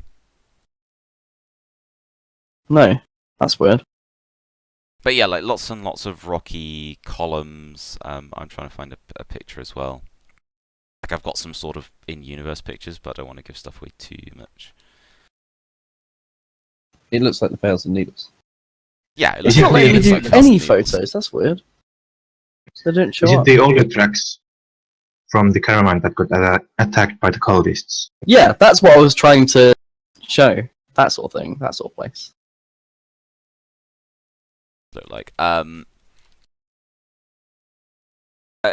Yeah, that's what I'm saying. Is essentially you had those older tracks from whatever these wagons that the cultists attacked were, but like the ones the cultists attacked weren't the only ones. There were a few others going off in some directions, and they seem to be heading into this giant canyon rock pillar area. All right. And then there's the slightly fresher ones of that you assume is you know, Jesse Redhammer's wagons, and they're the ones heading off more southwest into the shadow. Well, should we go check the older tracks first to make sure that other caravan is okay, or is it even alive? What do you guys think? We got really good fast mounts, Mustangs and stuff. And the rocket car. And the rocket car.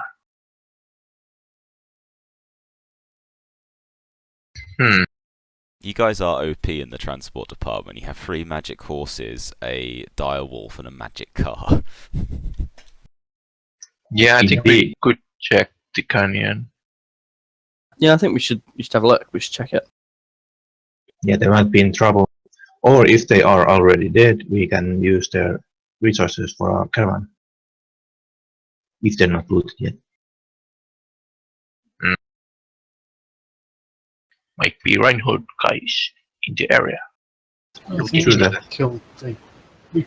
I think the cultists were the one that attacked the caravan, and we killed them. I think the cultists would have taken the corpses. Well, let's go check it out. Well, there was like a few hobgoblins in there. Yeah, they didn't properly get the whole caravan. Or we would have found the carts too. Yeah. I have also just realised, just as a complete aside, not as a GM, I have just realised that you guys held a burial for 100-year-old Sorok skeletons, but you didn't bury the hobgoblins or gnolls who had been killed that day. That's because Oh, they didn't yeah. have angry ghosts. Yeah, That's a we'll fair leave point. we're leaving them burials for the next adventurers. Yes. We must think of continuity.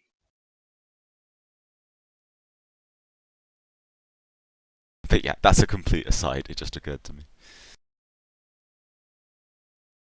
Yeah, let's go check the older tracks.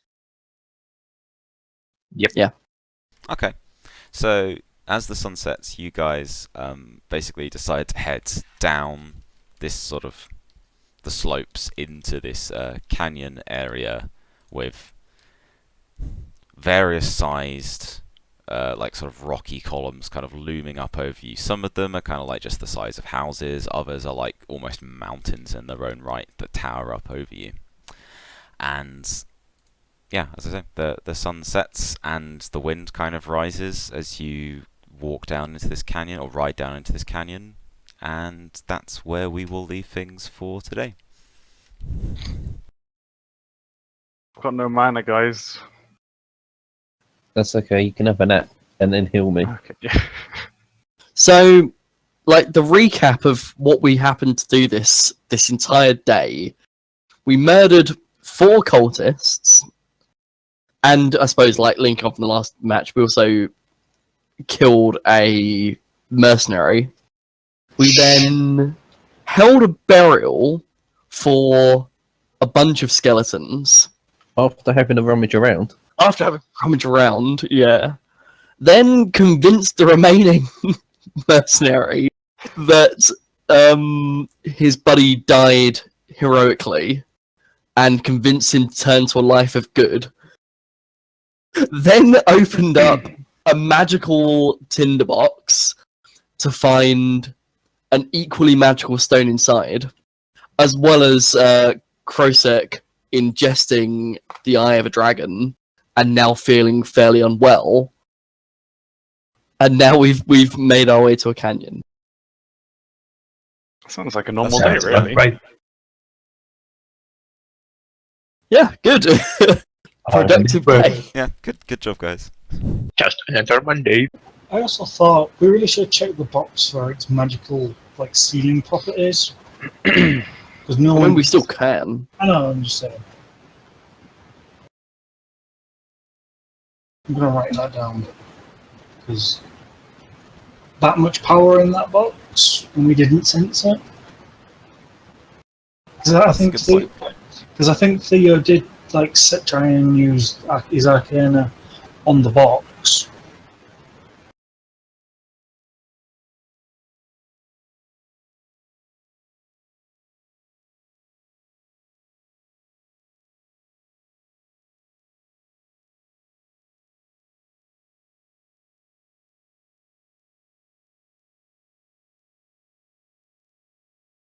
Yeah, at the same time when I inspected the orb.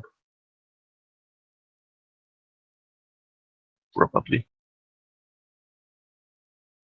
Well, it's safe to assume, like when you when Theo kind of inspected the orb, he detected the incredible power of the thing. Whereas before, when it was inside the box, neither he or any of the other magically attuned people felt even the slightest hint of anything. So you could make assumptions about what the box does. Yeah.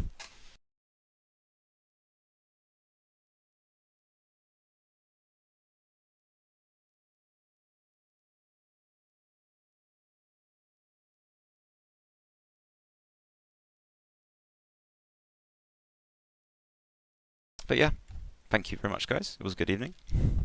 Yeah. Yep. Good. Yep. No, cheers. Game. Yeah, GG, well played. Well, yeah, when we killed the cultists, we should have been like, GG easy. Yeah. So what was your actual plan for that whole thing? Well, okay. Doesn't spoil anything. When I set that combat up, they had 2 quite very well armed, well skilled cowboys to assist them. Yeah, we dealt that with got those taken quite. care of. Also, I forgot that Theo had the ability to strip spells away, so I was kind of relying a lot on their ability to raise invulnerable shields at will. That is quite handy. And also, I thought that cultist who had the ability to blood quicken, which gave him extra actions. I thought he would be able to kind of like run through you guys, like doing quite a bit of damage and like running interference. But then Right. Garrick just shot him to bits. Also, it didn't help that he like missed me in his first thing. Yeah. So Hey, none of that in my watch. yeah, essentially, I did not make them OP You enough were not to deal prepared. with. Yeah, you guys are OP. The one that blew and the herself up, NPCs a lot needed of to them. be more OP. Yeah, the blast was funny. Dart took some damage. No, but you kind of basically factor over your the blood. Yeah, it did a bit. Because then all I had to do was touch him and then he died. Yeah, but at that point, it wasn't really going well for them. So yeah, you guys kind of, dealt with that one. But as I say, if there'd been two cowboys with very powerful guns shooting at you at the same time, I would have considered that a more balanced combat. True that. Instead, we killed one and befriended the other. You're not supposed to make friends with the villains. Yeah, but now we've got, like, I'm hoping this is gonna come back to help us. Well, we helped that airship full of people who were also smugglers. We've Yeah. helped this guy. You've Oh, also got that bandit who drove the train. Oh yeah, no, that's right. oh yeah, no, we helped. You sentenced him to work in the wagons as well. You guys are going to come back to Prosperity Junction with more people than you left, and they're going to be like, "What the Yeah. hell happened out Yeah. There's gonna be more people than the bloody town. We're gonna come back with like 30 extra people, like, so we're just gonna expand good. Frontier Junction, like, to be double the size, please. Your villains are just too friendly. That's what it is. They're just too nice. They're not cut out for this villain work. Yeah, we need to find someone who, like, We have. It's the school dude who reminds me of the school dude. from- I reckon it's Out just of here. right heart. Just a long conversation. Making friends. No, it's the way it's going to end is we're going to have a long ride with him in a jeep. Well, you do kind of have a rocket jeep. So yeah, we can reenact the end of Metal Gear Solid 5. Yeah, I mean, guys, I was trying to kind of create like this, kind of gritty cowboy RPG. But if you want to just defeat everything with like friendship. then yeah, this has that's become your Frontier choice, Friends. Yeah. Frontier friends. Friendship is magic. No, literally, friendship is magic. So from late night TV show to early morning cartoon. Oh dear, we'll just have to start. I mean, it did start off pretty dark with like the brutal murder of various small animals, and there was a lot of death in the beginning, Wolfie. So we've got to make up for I that. tried, damn it. You know what, like, it kind of reminds me of? It's like one of those cartoons that, like, maybe like Happy Tree Friends, where everything's really happy and lovely, and then something, like, horrendous happens. Like the blood circle was pretty grim. Yeah, it was not a nice. But then friendship triumphs. Then friendship. Exactly. We're teaching morals as well. Don't have to kill everything. Sometimes friendship is better. I love the idea that Krosek was just like really pissed off because his spells didn't work, so he got drunk on gin and then just lightning bolted the last guy. I'm like, fuck you, I'm done. Also, Yeah. I've been keeping a counter of how many people Twig has gotten her way with by flirting with them, and I'm up to 8. So I can think of some. I'm not sure I can think of 8. I didn't write down the names. No, I'm sure you're right. I'm just like, oh dear God. In the end, all these people are just tally marks to Twig. Just notches on the belt, notches on the back of Dex's head. Oh dear. Okay. Well, I'm going to shoot on that note, Yeah, I'm gonna I get some will dinner. see you guys. Bye. See you later. See you. See you later.